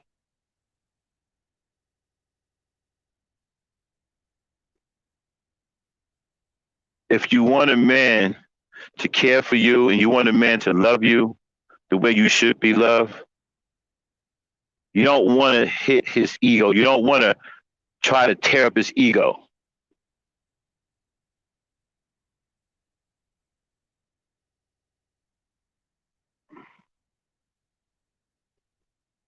And guys, if you want a woman to give herself to you, then you have to treat her with the love and kindness and respect she deserves. You can't be beating on her. You can't be abusing her. You can't be calling her out of her name, calling her fat so-and-so when she's with child. You can't be doing that. You got to love this woman. You got to love her hard. When the Creator gave the woman to the man or presented the woman to the man, he said, love her like you would love yourself.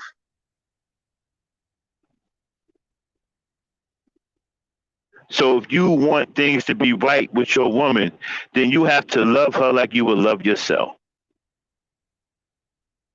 I keep telling guys, you can give a woman all the love you can muster. Trust me. They can handle it. They'll take all the love you got and then some. They ain't got no problem with receiving love. Okay? So if you want them to willingly give themselves to you, then be that man that they look to do that for. You have to be that man. You can't be up here running your mouth talking about something. Yeah, I want you to submit. okay? And you all fucked up with your coordination. You wearing a jacket that's checkered on one side and fucking fuchsia on the other side. You wear a pair of parachute pants and some ballerina slippers with no fucking socks with ashy ankles like a fucking Haitian. She looks at you and you want something, I want you to submit. What the fuck do you think she's going to say once she sees some shit like that?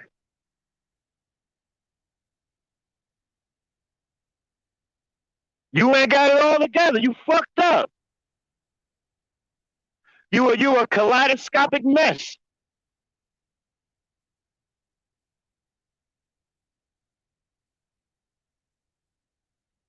So you ain't talking about, woman, I want you to submit. You got to be that man that they are willing to give themselves to. And that man has to be strong. That man has to be willing and able. That man has to be loving and caring and nurturing himself in a way. There's nothing wrong with a man nurturing his family. Nurturing your woman, let her cuddle up to you. Let her lay in your arms when she's in despair. Be that strong rock that she can lay up on. That comfortable. Put your big arms around her, big strong arms around her, and comfort her. That's nurturing her.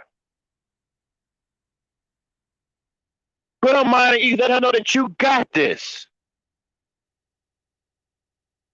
And that she don't have to be afraid of anything. You gotta be willing to do these things if you want the woman to give herself to you. That is the formula. Without that formula, you're not getting anything.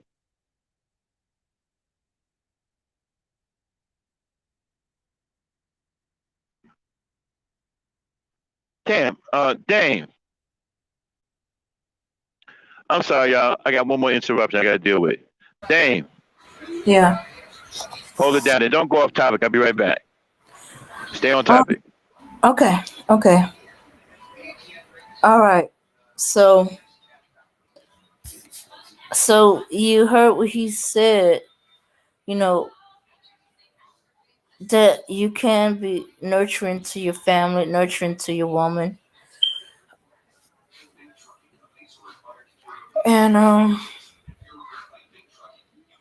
And okay, so there's not a lot of that going on. It seemed like we all seem to be nurturing the black, nurturing the men, and not enough for the men nurturing the women. Yeah. So how many, that you're going through something, and either you feel like he's not understanding, or he's not, comforting you, as a woman, or you just can't seem to go to him with it, whatever it is messing you up or bothering you, or because you feel like you're putting a weight on him.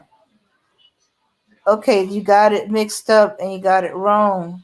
You're supposed to be able to go to your man with your concerns, with your what's bothering you, what's weighing you down, or what's tearing you up. But if you're not doing it, you gotta ask yourself, why are you not doing it? Do you not trust him to be there for you?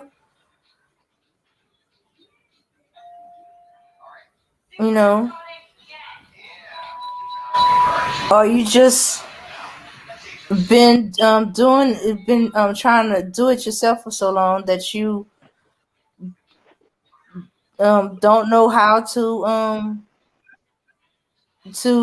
go to him like that. Okay, I'm back. All right, y'all. Okay, lady Dame, I'm at the end of my rant. So this is the time where I bring you in. Now we turned it into a back and forth. So give me a take on some of the things you heard. And ladies, that's it for the night as far as I'm concerned about that. I'll take any questions. Anybody got any hard questions? I don't have no problem, answering questions.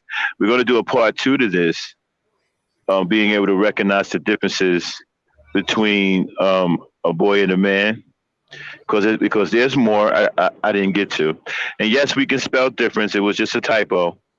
Dane was rushing when she was making the title. Okay, so we will get that changed. It's not supposed to be different. It's supposed to be difference. All right, so that was just a typo. All right. So Dame, give me your take on if anybody got any questions, there will be a part two to this because there's a lot more I didn't get to. I don't want to feed everything at once because there's still a lot more inside covert stuff that your sisters don't know about that I'm going to get to in another installment. So listen to this, okay? It'll help you.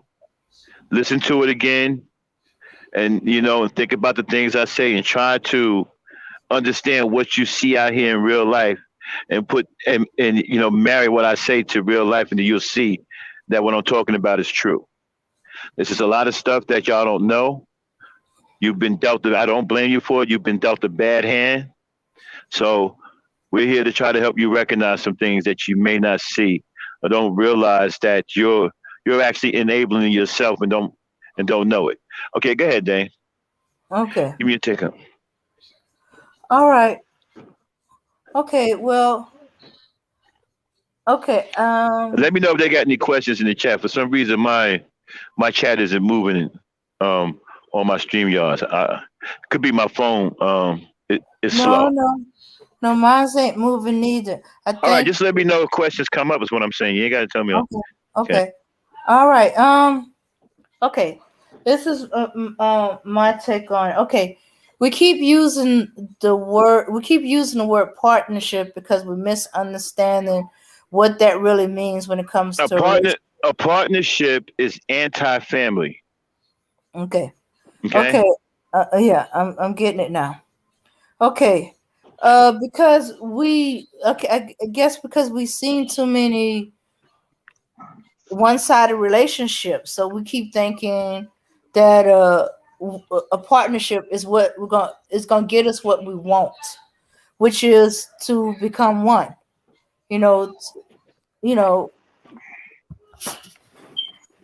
So we thinking one way is through the partnership. Because as I was saying, it sounds like that it could be correct, but when you pointed it out, I was like, wait, you're right. This is two individual. It doesn't become one if we keep thinking in terms of partnership, because then we start concentrating on who's doing what. Are they doing their share? Who's doing more? Who's doing less? Instead of merging to be one, to be so I think we need to stop using partnerships. Okay, hold on. I'm sorry. Somebody just texted me about the challenging a man thing, saying that some men need to be challenged because they're not doing what they're supposed to do. Okay, all right. Well, let me explain something to you about that. Okay. If a man isn't doing what he's not supposed to, if a man isn't doing what he's supposed to do, then you are supposed to leave him. Don't challenge him. Leave him, because if you challenge him, he could hurt you, or worse. Men are not used to being challenged by women and do not respect challenges from women. It's like short circuiting their brain. Okay, you can cause them to go into a temporary state of kind of like black out a little bit. Okay, because men are extremely confrontational. That's part of our makeup. We're built for conflict. All right. So the last thing you want to do is to start a physical confrontation with a man. All right. Men aren't used to being challenged, and plus, that's also a blow to the ego. If you are at that stage with a man, it's best you leave. He's not fit to be your man. If you feel that you got to challenge him and all that, you don't need to be with him. I'm telling you right now, that can lead to a disaster because men aren't used to being challenged by women and they don't respect challenges with women. They can probably turn around and hurt you or worse. So if that's the way you done got in your relationship, then you don't have a relationship anymore. It's time for you to go. It's time for you to leave him. Go ahead, Dane. You want to comment on that or what? No, no, well, yeah, yeah, that's the problem. I'm seeing it with the kids. I'm having problems with little girls hitting up on boys, and then they want to get up and sit and cry if the boy either just reacts and hit, or he gets mad and loses temper and hit. I know, and they know that they supposed to lose the temper, but they still Right, learning. and the reason, right, Mm-hmm. and the reason why that's happening is because the lines are being blurred, Mm-hmm. and each opposing side, right? What you're being taught by society is to disrespect the nature of each other. It is the nature of men to be confrontational. That's our nature. We Mm-hmm. fight all the time. Yeah. Okay? We're built for conflict. We fight all the time. Women don't. Women are not like us. So when you challenge a male in that way, that's all he understands is conflict and confrontation. He may put his hands on you because you're not respecting his nature. Okay? And so you got to be careful with that. But society is getting us, I'm sorry, society has us disrespecting each other's nature. There are things that men don't respect about the nature of women that can cause serious harm to them as well. Mm-hmm. So we have to get out of that mode where we're disrespecting each other's nature and respect each other's nature. This is why some men, I'm not condoning putting my hands on women. I'm just trying to tell you how it comes about because you have to understand the nature of men is conflict. All we do is fight. We're built to fight. We're built for conflict and physical confrontation. That's in our nature. That's natural to us. So when you are challenging a male in that way, Mm-hmm.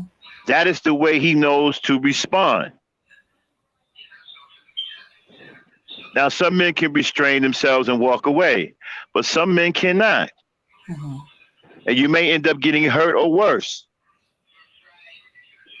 The best thing to do is to understand the man's nature and do not put yourself in that situation with the man. If you got to go put your finger in a man's face and challenge him, that is not a man for you. Mm-hmm. He's not fit to be your man. It's time for you to go. It's time for you to break that relationship off. Go ahead, Dan. Yeah. Yeah.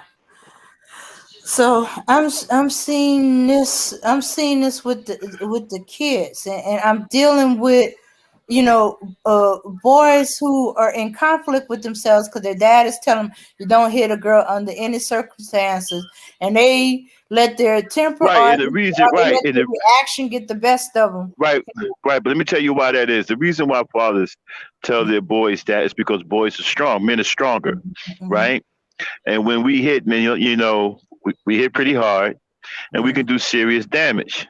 Mm-hmm. Okay, and so you don't want to be a man that's beating on your woman and making your woman terrified of you. That's not what a real man wants. You're supposed to be loving and nurturing and caring towards your woman. Okay, you don't want to put your hands on her. So we've been taught to keep our hands to ourselves when it comes down to our women. Now we put our hands on each other all day long. We beat the hell out of each other. Mm-hmm. But that's what we do. But when it comes to y'all, we keep our hands to ourselves because we're super strong, and we know that we can hurt or kill a woman. Some men can, some men will kill you with a punch because they hit so hard. Mm-hmm. Okay, and so you definitely want to make sure you teach your boys not to put hands on women because you can hurt women or kill women just by hitting them. You understand what I'm saying? So go ahead, Dane. Yeah, and now I'm dealing with a new phenomenon. Okay, boys that are raised by their mothers, and their mothers are like, if the girl hits you and you tell her to stop, and she keep hitting you, you hit her back. I was like, whoa, whoa, whoa. Your mother said what? You know. Now, hold on. Now, I've seen that too, Mm-hmm. but I don't know how to deal with that. Now, you're a woman. That's interesting. And any other ladies in the chat, please speak on that because I'm a little confused by that too. Because if you want the boys not to beat on women, and you're telling the you know, because my father never told us that, right? My father would say, "Walk away. Mm-hmm. If Mm-hmm. she hits you, don't worry about it. Walk away." In some cases, my father told us to run from the girl. You understand what I'm saying? Don't hit her because you can hurt her. You know, walk away, walk away. Even if she hits you, walk away. So now I'm curious. So how do you now? Yeah, break that down. I want to hear that because I'm a little confused by that too. Mm-hmm. I've seen that too. So go ahead and break that down, Dame. And Okay, the ladies in the well, chat, please jump in on that. Matter of okay. fact, you can put the link in the chat, Dame, if anybody want to come up with it. I'm done with the rant. So if anybody want to come and partake in the show, this is the Maximum Overdrive show. This is a respectful show. We don't curse on this show. We don't use derogatory, terms. That's for gangster talk. Okay, so if you come up here, understand it's a different type of show. It's a talk show. It's a talk show environment. All right, we are politically correct on this show. All right, we're not spewing venom on this show that we do on gangster. We got gangster talk for that. This is not that kind of show. Okay, so if you come up here, please no cursing, no derogatory terms, no name calling, and none of that stuff. All right, go ahead, Okay. Dan. Now Mika says, same here, but I don't want any girls hitting my son. That's not cute either. Some girls beat the crap out of boys. What you're having in elementary school is there are some girls who come into their growth faster than the boys, and some of them are stronger than the boys at that moment. You know, because eventually the boys will catch up. So they're aware of Okay, this too. Dame, you got the wrong link in the chat. Oh, oh shoots. Oh, sorry about that, y'all. Okay. Don't worry about Dame. She's a little tired. She's been working all day. Yeah, it's still a link in here, but I just put it with Gangster Talk, so y'all can still use it to get in here. Okay. Forgive Um. her, folks. She's just a little tired. That's all. Go Mhm. ahead. Yeah. So some girls are very much aware of that, and girls, we do know we tend to be emotional, so that anger we come out and hit first. And if she happens to be stronger than the boy, then yeah, she can end up beating the crap out of him or hurting But you him. know what? My mother was different. My mother told our sisters, "Don't you go putting your hands on a man. If he's not putting his hands on you or whatever, you keep your hands to yourself." My mother taught the same thing to the girl. Don't you go putting your hands on a man.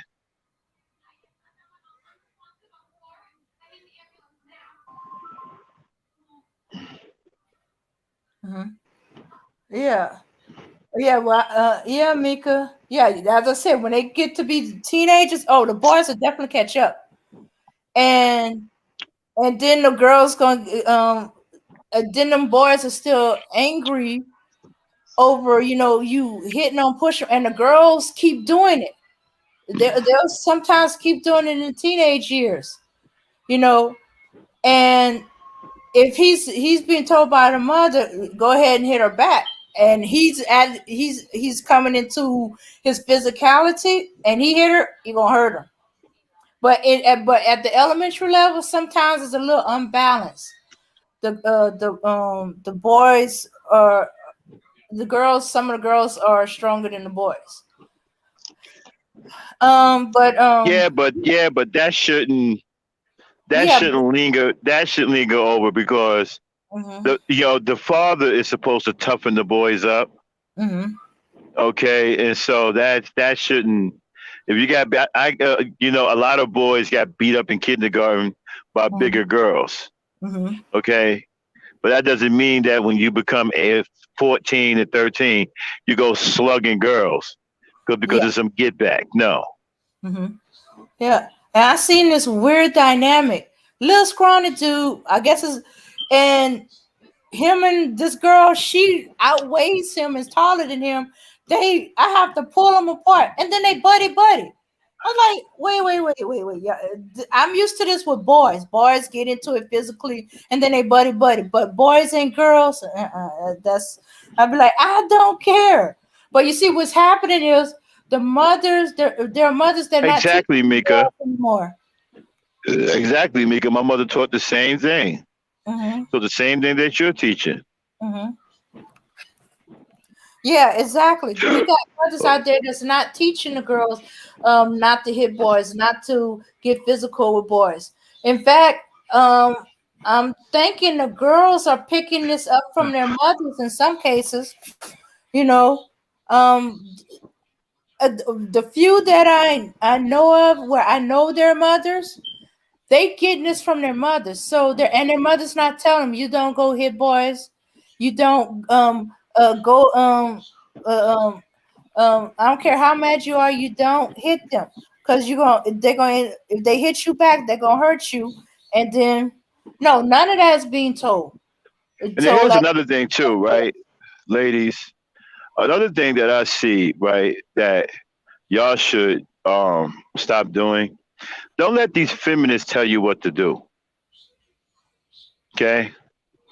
Stop listening to these feminists. These feminists are a few angry women that, many of them are gay and they're anti-family.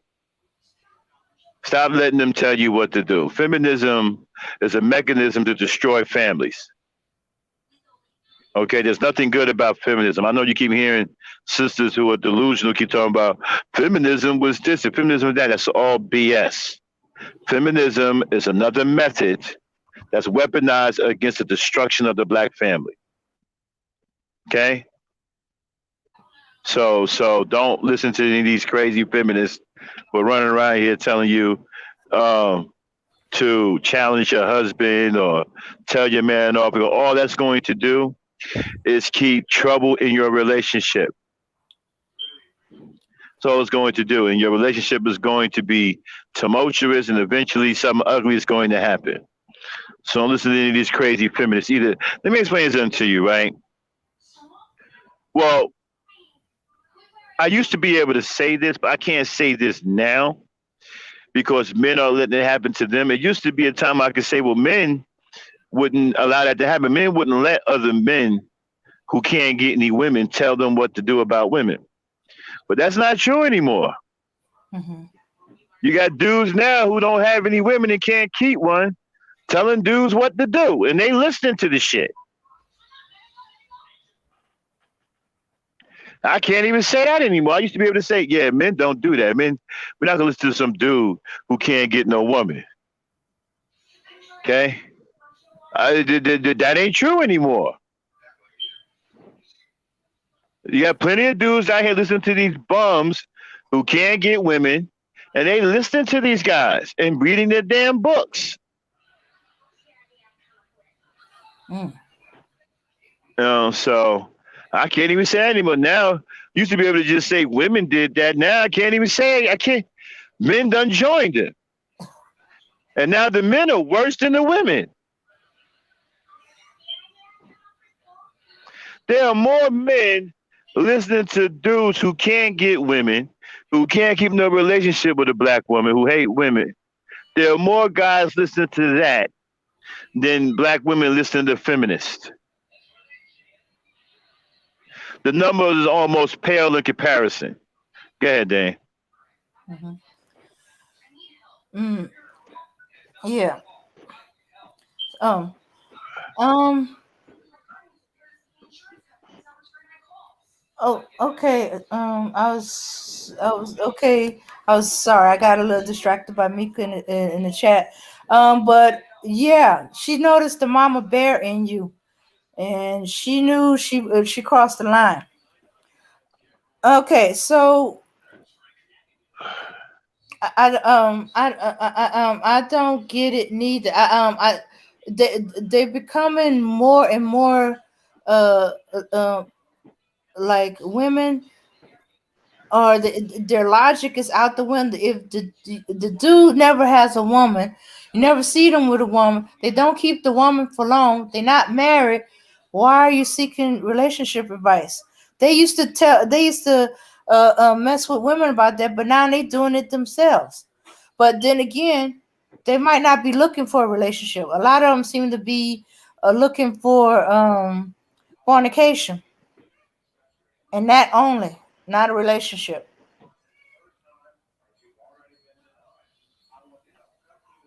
If we as men and women continue behaving like this, we will never restore the black family, and we will never have good relationships.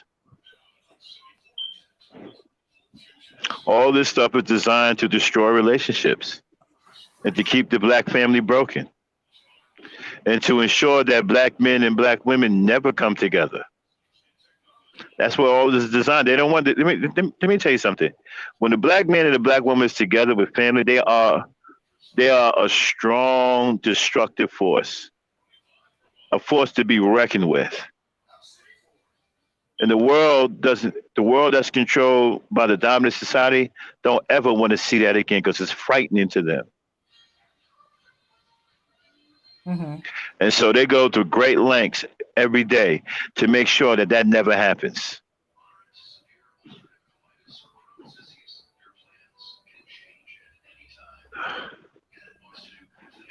And we have to stop feeding into it.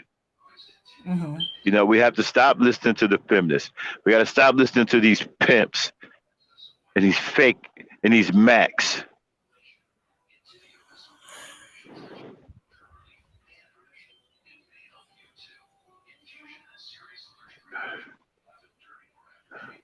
Okay. And we got to go back to thinking like we're part of the community. Okay.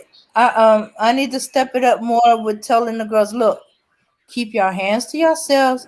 Do not hit these boys. You do not like it when they hit on you. Don't hit on them. Now let's not get too far off the topic. Hmm. Let's go back to the topic about what do you Hmm. think about what was said about the difference between a man and a boy? Give me your take on that. And then throw in your own stuff. Let me hear what you got to say on the subject. Okay, well,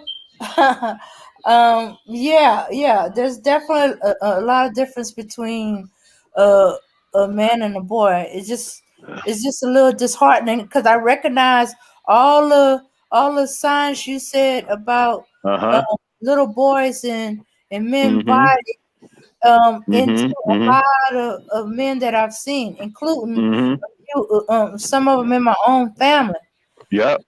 And think Yes. about it, right? And you don't know that you're doing it. You don't know because you think he's a man because he looks like a man. Hmm. And so you get caught up in it. You don't know it. You don't think so.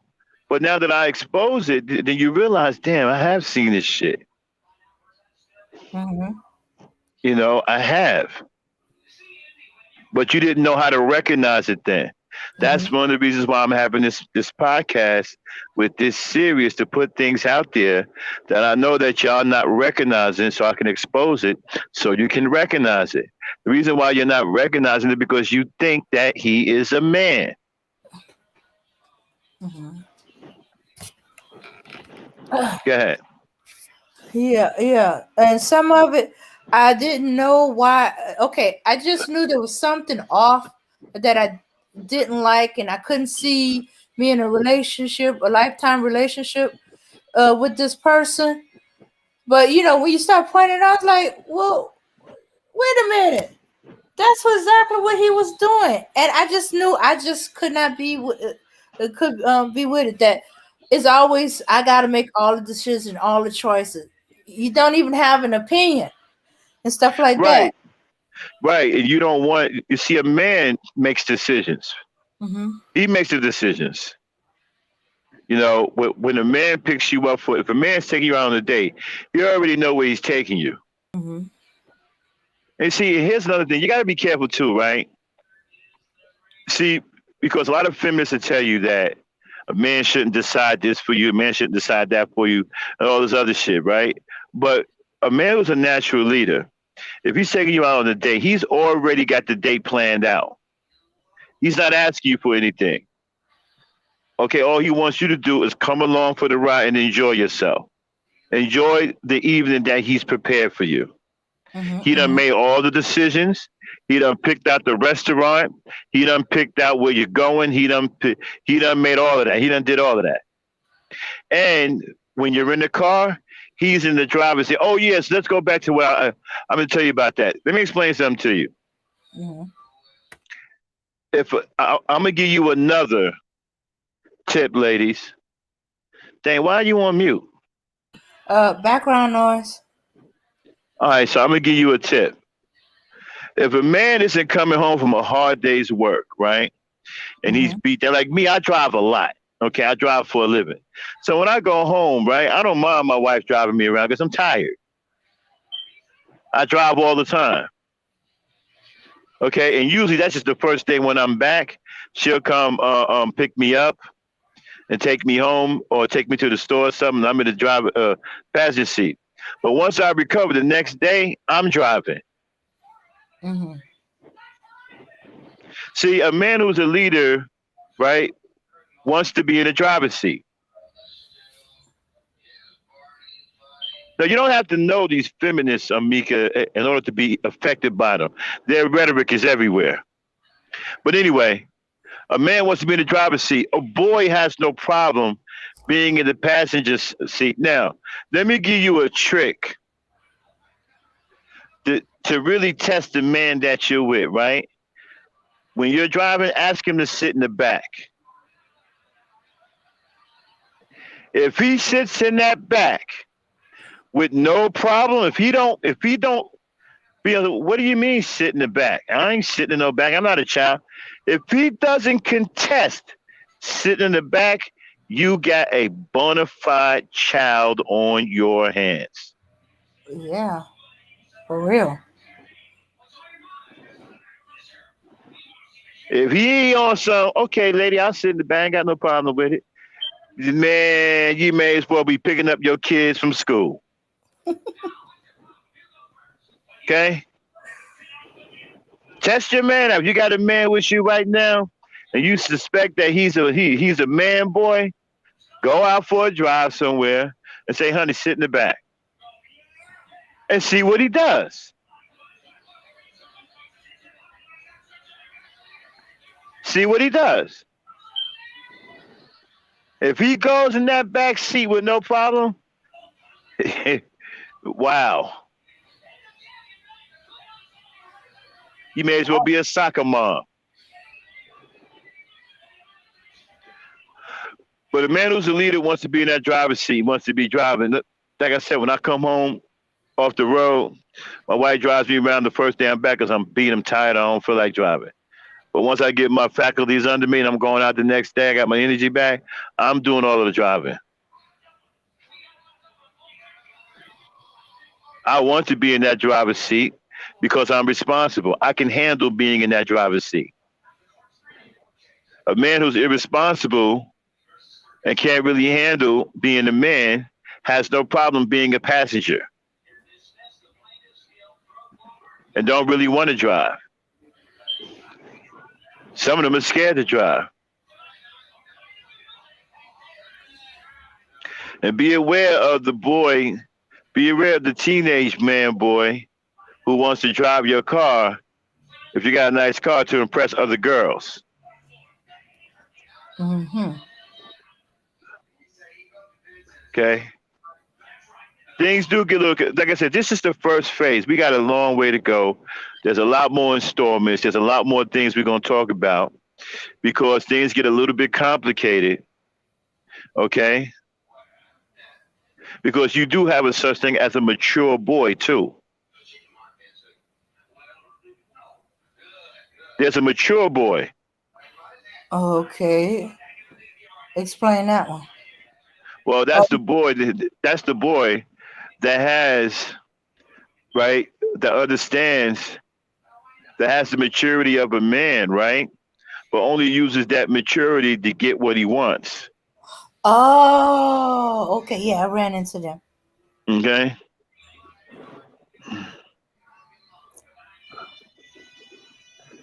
To get what he wants, but he's not really doing anything either.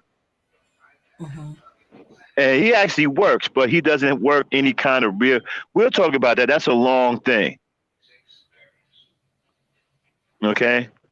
Yeah, yeah, exactly, bro. Speak. That's another thing. Men like to drive their own cars. Okay, they like for the woman to be in the passenger seat. Okay, now, there's some situations where they don't mind you driving their car. They may let you drive their car, but for the most part, we like driving our cars. We don't want nobody asking us to drive our cars. Okay, Mm-hmm. but a real man, wants to be in the driver's seat because he can handle being in the driver's seat. Okay, he can handle being in the driver's seat. Boys, they want to be in the passenger seat or in the back seat. If you're in that back seat, I don't even know what you even wasting your time for. If he gets in that, if you with a guy right now and he goes, you take him out in the car and you say, "Hey, honey, get in the back," and he jumps in that back, man, that by the time you get back, that relationship should be over because you got a bona fide child on your hands. Ain't no man getting in no back seat with a woman driving. Okay, Unless, Max. Oh, huh? I'm sorry. I wanted to ask you something. Go ahead. Right. Unless he don't have no transportation and he's coming home from work and there's a bunch of people that you giving rides to and the only room left is in the back seat with a couple of other people. Mm-hmm. But if it's just you and him in that car, he not getting it. And even the guy who ain't got no car, he don't know how to drive, he'll say, "Move over, I'll drive." Real men want to be in the driver's seat because they can handle it. They can handle responsibility. They want to be in the driver's. They're used to being in the driver's seat. They're leaders. They're natural leaders. You can come pick him up. He ain't got to have a car. You can come pick him up.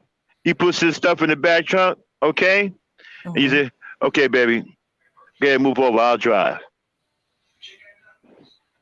You ever see a woman come pick her man up? He ain't got no car. That's her car. But as soon as you pick him up, right, she gets out and goes to the passenger seat and leaves the driver door open for him. Uh-huh. That's a man. That's a leader. And she recognizes leadership. He ain't even got to say nothing to her. As soon as she come pick him up, right, and stops that car, while he putting the stuff in the trunk, she gets out and goes sits on the passenger side and leaves the driver's side car door open for him. That's a woman that respects her man's leadership and identifies her man's leadership.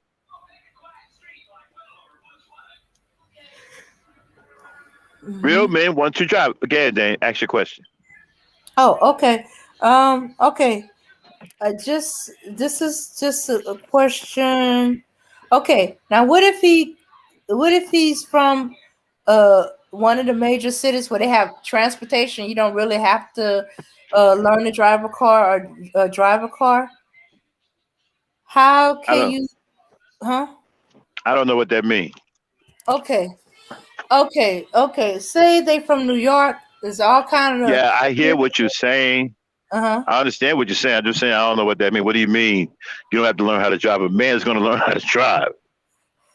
I don't Okay. care what the hell is going on. Oh, okay. So that's a suspicion right there. Yeah, I don't know what the fuck that is. I don't know about that. Okay. I'm Okay. from New Jersey. I'm from New Jersey, right? Uh-huh. New Jersey got all kinds of public transportation. We got the light rail, we got the General Square, we got the PATH train, we got buses and cabs everywhere. So. Ain't nobody trying not to learn how to drive. Uh, I don't okay. know what that's about. Like I said, I understand what you're saying, but I don't know what that means. He said what he never needed to know how to drive because there's all this public transportation. That's bullshit. Aha. That's And I bullshit. thought I was being on. That's the man that's looking to be taken care of. That's the man that's filled with a bunch of excuses. Ah. That's bullshit. That's bullshit. And that's not a man that's a provider. That's the Mm-hmm. type of guy that every time you come to him to hold up his end of his bargain, he's gonna have a story for you. Oh, I didn't do this because the store that I got it from last time, it just up and moved down the street and I didn't know it. And I was in the wrong store and didn't realize I was in the wrong store. Until the guy told me, hey, this ain't the store that you went to the last time. And I said, oh, so I went home. He's a guy with a story.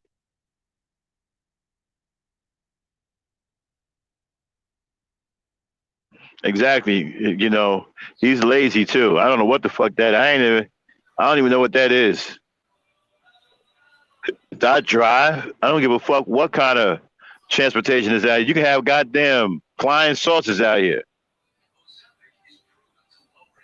I'm gonna learn how to drive one of the motherfuckers or fly one of them. Go ahead, Okay. Dane. All right. Okay. I thought it was just me being too hard because I thought it was weird that he didn't have no driver's license. I was looking at him like he was a alien from outer space. What you mean you don't have a driver's license? Well, I live in New York. They got all this public transportation, and there's no need to get a driver's license. I was See, like, they'll tell. oh. You see, that's them taking advantage of your kind and caring nature. He wouldn't tell another man that. He know better than to say that to another man. Because the first thing a man gonna say to him, what the fuck are you doing, bro? What are you lazy or something? Get up off your ass and get a driver's license. Mm-hmm. Another man gonna tell him what it is. Mm-hmm. But he comes to a woman gonna pacify him. You know what I'm saying? A woman gonna think about, oh, okay, I see. Yeah, it's a lot of transportation. You really don't need a car. I get it. But to another man, that's bullshit. Mm-hmm. That's why he not gonna tell that to another man. He gonna tell that to a woman. Because a real man gonna get in his head. What the fuck you mean, nigga? Man, you better get you a driver's license, dude. Stop bullshitting around. Stop being lazy. Get your ass up and go get a damn driver's license. Mm-hmm. That's why they come to y'all. Remember I was telling you about homosexuals, Mm-hmm. right? That y'all are their protection. How you think they got all this shit out here? Mm-hmm. They got it out here through y'all. They didn't go through men to get all this weird shit out here. They came through the woman. Because they play off of your kind nature. They tell you some old bullshit like, well, at the age of 3, I realized that I liked it boys. And you believe it.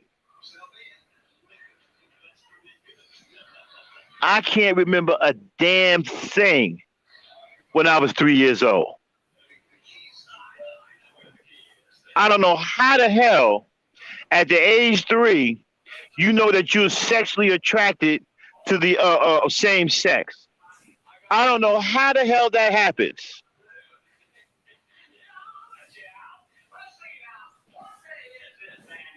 But they come and they tell women this shit, and then y'all start, oh, that's right, right, okay, I see. Yeah, I was born this way. God made me this way. When you clearly read in the Bible and God is telling you that this is an abomination, and if a man lays with a man like he would lay with a woman, that they both have committed an abomination and shall be put to death. So that's telling you that God is not making homosexuals. I don't know how you can't put two and two together. But then they come and tell you, well, God made me this way. And so now you don't trust what you read in the Bible because you actually believe them. Because you out here advocating for them, right? Well, yeah, but they can't help the way they was born. It's bullshit. Mm-hmm.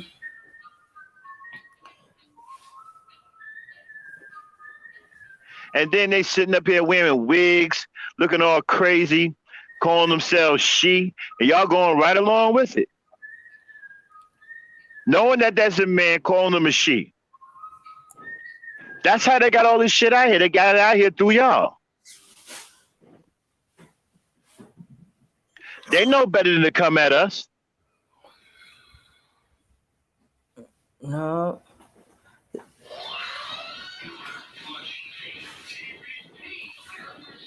That's a whole other podcast. That's some devastating shit. I can get going on that too, but we're gonna leave that alone for right now. Mm-hmm. You know, Yeah. but they got all of this craziness out here through y'all, and they still using y'all. Mm-hmm. You know, y'all out here talking about it's okay for a boy to love other boys, and it's okay for a boy to wear a dress. Got women saying this. You don't see no men saying this. Well, there's some gay males saying it, but ain't no real man saying that. Not no Mm-hmm. real heterosexual male ain't saying no shit like that. And so the gay males, along with the women, have been like, yes, it's okay if the boy wants to wear a dress, if he wants to express himself. And this is a catch-22 because if you okay with the feminization of boys, right? Depending on how big. Mm-hmm. Wow, that's a lot of background noise, Dan. That's why I kept muting up a lot. Well, you didn't do it that time. Well, anyway, yeah, and so depending on how big the generation is, right? Now you got a generation of effeminate boys, and you got no real men because they all effeminate. Gee, how did that happen? That's why y'all got to be careful because they're using y'all. They're setting y'all up. Like I said, the black woman has been dealt a bad hand. Yes, that's how they got all this craziness out here. Got it through y'all, through the women. But like I said, the black woman has been dealt a bad hand. It's a losing hand, and it's and you need help. You need a fresh hand, and that's what we're here for. We're here to help our sisters out. You know, to get some things out here that you may be enabling and don't realize it. Come on in, Dane. Okay. Um. Oh yeah. Okay. Yeah. I have to agree because I remember. Uh. My mom at first she was not friends with any gay dudes, but then she had just this one, and I was like, okay, but she didn't trust them as far as you know that she felt like they were most of them were in competition, or they kept reacting towards women like they're in competition. They do that backhanded compliments and that supposedly fake dissing, and she didn't care for that. But no, she wasn't going around calling no gay dude girlfriend or anything. But I could see how it progressed because she accepted one. Um, that might have opened the door, but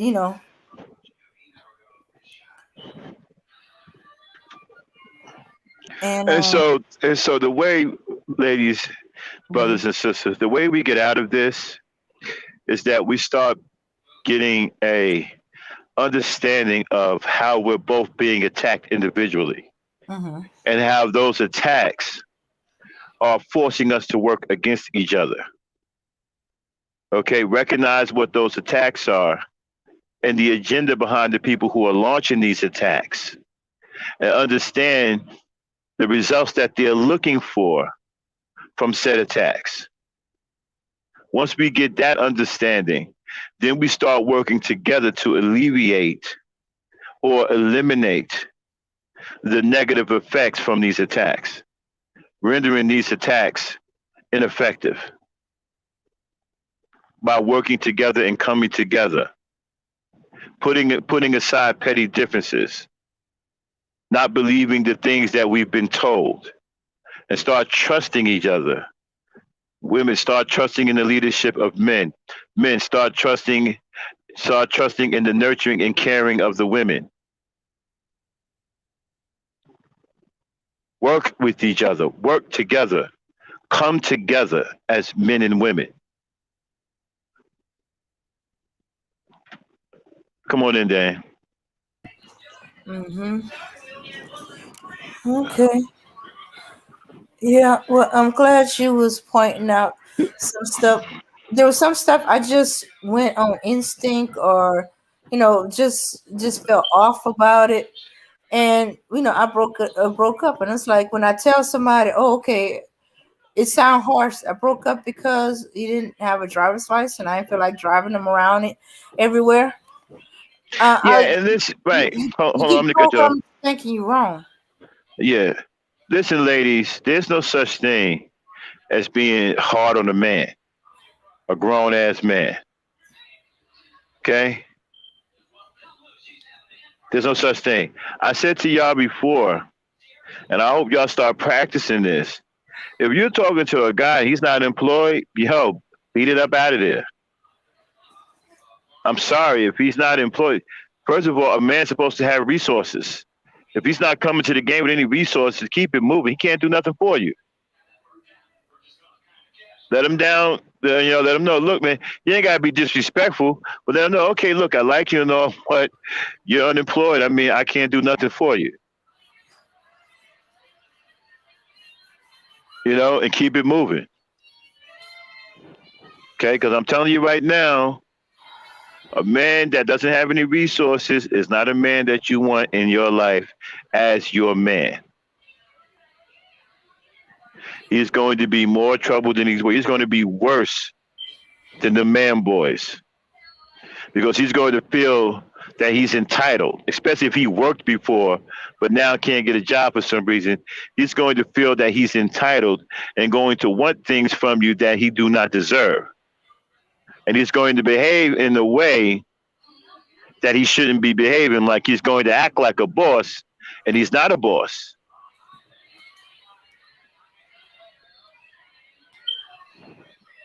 He's going to demand things from you that he shouldn't demand from you, things that he don't earn. I always said this before, and I'll say this again, that the submission or a woman willingly giving herself to you is an act of manhood. You have to be the right kind of man. You have to be a man to trigger that in a woman. Only a real bona fide man can trigger those feelings in a woman.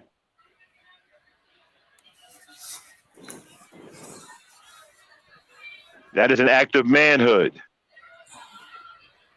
You want so called submission? You want the woman to give herself to you willingly? You got to be a damn man, and you got to be a strong one, and you got to be a good one. Because those are the only kind of men, that's the only kind of man that's going to trigger those feelings within the woman.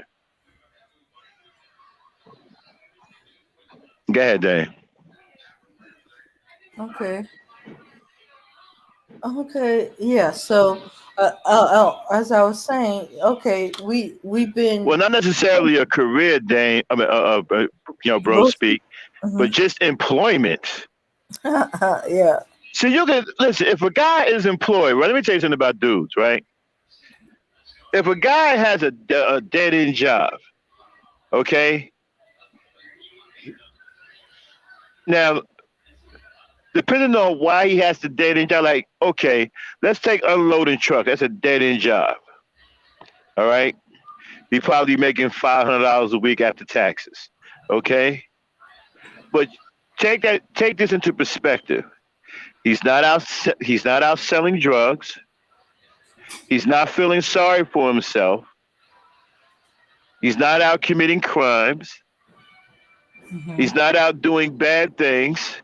He's Hmm. working, even though the job is a dead end job. He's bringing in the income. Granted, it's a small income, but Hmm. look at it like this here.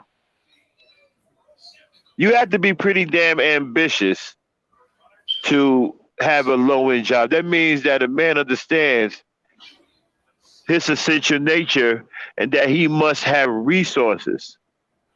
So you can work with a guy like that. You can say, okay, hun, listen. You can bring him things that you see because women are very resourceful. Y'all very good at stuff like that. Hey, hun, what about this? How about you get a trade? You know, because you're very good. I noticed that you was good at building stuff. You know, bring them suggestions up.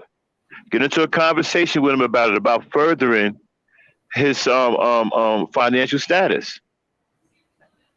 Okay, it don't have to be no drag out fight. You ain't got to be like, look, you better make more money or else. No, I say, hey, you know, ask him one day, hey, are you happy on your job? Let him tell you, no, you know, I wanna do this, I wanna do that, man. I wanna get out of here, but you know, it's kind of hard to do this and do that. Now, listen to what's hard for him to do. He has the ambition. He wants to do these things, right? But for Hmm. some reason, he can't get to first base because maybe he has a kid from another relationship and he's paying that child support, and that little bit of money is taken away from what he needs to do to get started on something else. If he's a good enough guy, maybe you provide that for him. Maybe you put that extra money in there for him if you got it to help him get to first base. Okay? There's all different kinds of reasons why guys can't get to first base. Sometimes it's a struggle to get, sometimes it's a legitimate struggle. Not saying it's excuses, but sometimes it's a legitimate struggle. There is a such thing as legitimate struggle. Sometimes it's a legitimate struggle to get to first base. But once some guys get to first base, they gone, man. They hitting home runs. But they got to get to first base first. Because once they get to first base, all that backed up ambition comes bursting out, and boom, next you know, they hitting home runs. Y'all got a big old home, cars, big money in the bank. Okay, Okay. right? Sometimes guys, right, depending on their level of education and depending on their upbringing, if they didn't have a father and they had to really piece it together themselves, but they have something in them that wants to succeed, right? May not know about other opportunities or may not be in the habit of looking for better opportunities. So it may appear that he wants to stay in a dead end job. You won't know until you've had a conversation with him. You know, so you have a conversation with him. Hey, hon, you like your job? You know, how long you been working there? Oh, he'll tell you if he want to stay in that job or not. Yeah, I've been here for 3 years. I'm trying to get the hell out of here, but I can't seem to find no real opportunities. I'm not sure where to look, and every time I try to ask somebody, it seems to be a dead end or whatever. Boom, bingo, there you go. That's your cue to step in. Hey, well, you know what? I've been check. I saw this over here. Take a look at this. Hmm. There's nothing wrong with that. There's nothing wrong with helping a good man. There's nothing wrong with helping a good man get ahead because when he get ahead, he's gonna take you with him. Hmm. Nothing wrong with that. I know people who said, I ain't gonna help no man do nothing. Well, I agree with that if the man ain't doing nothing for himself. If the dude is a bum and he ain't got no job and he ain't trying to do nothing or whatever, he ain't even not looking for a job, yeah, you ain't gonna help him do nothing. He ain't trying to help himself. Mm-hmm. But if the man is working hard, he just need a push here and there or maybe an idea or just a little help here and there. There's nothing wrong with that. You can do that. Mm-hmm. You know? Sure, he'll love you even more. My wife helped me out when I came back from the Navy and I fell on hard times. Okay? My wife put me through school. Did certain things, helped me do certain things. She felt that I was worth it. And now she reaps the benefits of it. I'm highly successful and she reaps all of the benefits.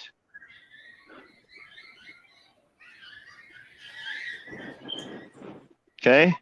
So there's nothing wrong with helping a man who's trying to help himself. Uh-huh. There's nothing wrong with that. That's not the kiss of death. That's not a bad thing. You're not enabling a man who don't want to do nothing. You're helping a man who's ambitious, who may be stuck in a rut and just need a little nudge. Mm-hmm. There's nothing wrong with that. Go ahead, Dane. I see you over here going, Okay. Go All ahead. right. Yeah. Okay. Mm-hmm. But okay. But what if he seems to be, as Bro Speaks says, stuck in the position? Well, it He depends on stays in the what you mean. position. But it depends on what you mean by stuck. Is he mentally stuck, or is he stuck because there's a lack of opportunity, or he lacks the knowledge that he needs to pursue other opportunities? How is he stuck? I need to know. Be specific by what you mean when you say stuck, because there's all kinds of stuck. Okay. All right. Okay. Okay. Okay. All right. In one case, there is no opportunity. He needs help just to get to the opportunities. Okay. Well, then he's not stuck. Mm-hmm. He's somewhere where he wants to do better, but there's a lack of opportunity. Mm-hmm. So if you come in and you say, that's why I say, ladies, let the guy do the talking. Mm-hmm. He will tell you the truth about himself. We have a nasty habit of telling on ourselves. Now, I know some guys don't want me to tell y'all that. Now they're probably going to go around and be quiet and don't say anything because they'll be like, well, Max done sold us out. But let men do the talking. They will tell. We have a nasty habit of telling on ourselves because we're full of ourselves most of the time. We're very ego-driven. Mm-hmm. So we're going to tell you what we're all about. Just listen. You can learn a lot about a man just by listening to him run his mouth. Mm-hmm. Okay, so just ask him, hey, what you think about that job you're in? He gonna tell you. He gonna tell you that the manager ain't shit. He gonna tell you about somebody keeps stealing his goddamn lunch in the fucking refrigerator in the goddamn cafeteria. Ain't nobody doing shit about it. He gonna tell you that they trying to fuck with his check. He gonna tell you that he worked long hours and he fucking can't stand it around there. But it's the best he can do right now because he need money because he has an apartment that he has to maintain. But he wants to do better. Mm-hmm. Okay, he gonna tell you. You can just sit there and take notes. He gonna run it down to you. Okay, now there's some guys who won't tell you anything. Those guys you got to come at a different way. Mm-hmm. Because some guys don't like sharing what they consider a failure. Some guys are too prideful. Some guys are so hell-bent on success that when they don't succeed about something, it's shameful to them and they won't talk about it. Especially if you got a guy who's very prideful and believes that he should be much further along, and he's in a deadbeat fucking job and he can't get out. He's gonna see that as something shameful and probably won't share that with you. You got to get that out of him another kind of way. He ain't just gonna offer that information up because to him it's shameful. It's something that he don't want to talk about because he don't want to talk about his failures. That's a different kind of dude. Go ahead, Dan. Okay. All right. Okay. And what if he just don't know? And I'm gonna tell you another thing. The guy that's always telling you that he does this all the time, he does that all the time, he got this, he got that, doesn't do shit and don't have a damn thing. Okay. I.e. these dating coaches. Oh, I got hoes here, I got hoes there, I done been with hoes. They haven't done shit. Mm-hmm. Go ahead, Dan. Okay. What about if he just stuck in a dead end job and he's in it because it's what he knows he don't know what he wants to do next. Okay, well, again, that's really not stuck. That's just not having the knowledge to move to the next. That's just not having the knowledge to move to the next step. Okay. You can bring that knowledge to him. You can point him to the knowledge. You can say, "Hey, no, wait a minute. There's an opening over here, a entry level opening." Because some guys, when they work, they get so bogged down into their work, and then when they get home, they're tired. They don't look for other opportunities. They're tired. They're home sleeping. They want to take a good shower, get something to eat, and then it's to bed and got to get up for work in the morning. Maybe on the weekend, they may have time to read something or maybe look at a publication to where they might see something. But if you're home most of the time and you reading stuff every day, you come across stuff, yeah, you can hit it with them. Hey, hon, check this out. You know, there's an entry level position over here as a carpenter, and they will train you day one, and they start at $25 an hour. He's going to be interested in that. Especially if he's making $10 an hour or $9.95 an hour, something like that. You hit him with $25 an hour, an entry level position, he is going to be interested in that. You're going to say, okay, baby, where? Now you got something. Now you're building with him. Now you're helping him. And I'm telling you, he's going to love you for it. You might end up getting a big old kiss after y'all got finished, once y'all get finished having a conversation about it. Because he's going to be excited because he's going to want to go and check out that entry level position. Okay? Okay. That's how you work with your man. You got a good man, work with him. Because you're going to benefit in the end. Once he rises to the top, he's going to take you right along with him. Okay. I said a good man. I ain't say no rotten nigga. Oh, excuse me. My bad. We don't do that on here. I didn't say no rotten man. I said a good man. Okay. All right. What if he told you he's doing training or whatever to do this career, and then all of a sudden he changed his mind and he's stuck it? Okay, now say that again. Say that one more time. Okay, what if when you met him, he's pursuing to training or whatever for this career, for a particular career, and then later on he changed his mind and then he's stuck about what he wants to do next since he's not going well, that could be go in that direction. Well, that could be a number of reasons. You know, the training could have fell through. Or you could have got midway in the training and realized that, okay, this is not something that I want to do. And rather than keep wasting time, he just step away from it and go back to square one and try to find something else. Sometimes we think things are good until we get a certain way in. We realize, okay, this ain't for me. You know, Okay. because the more you find out about something, the more you realize if it's good for you or not. Oh, okay. Hmm. Oh, all right then. Okay, well, that's it for the questions I got in that area. But okay, so okay, that's interesting.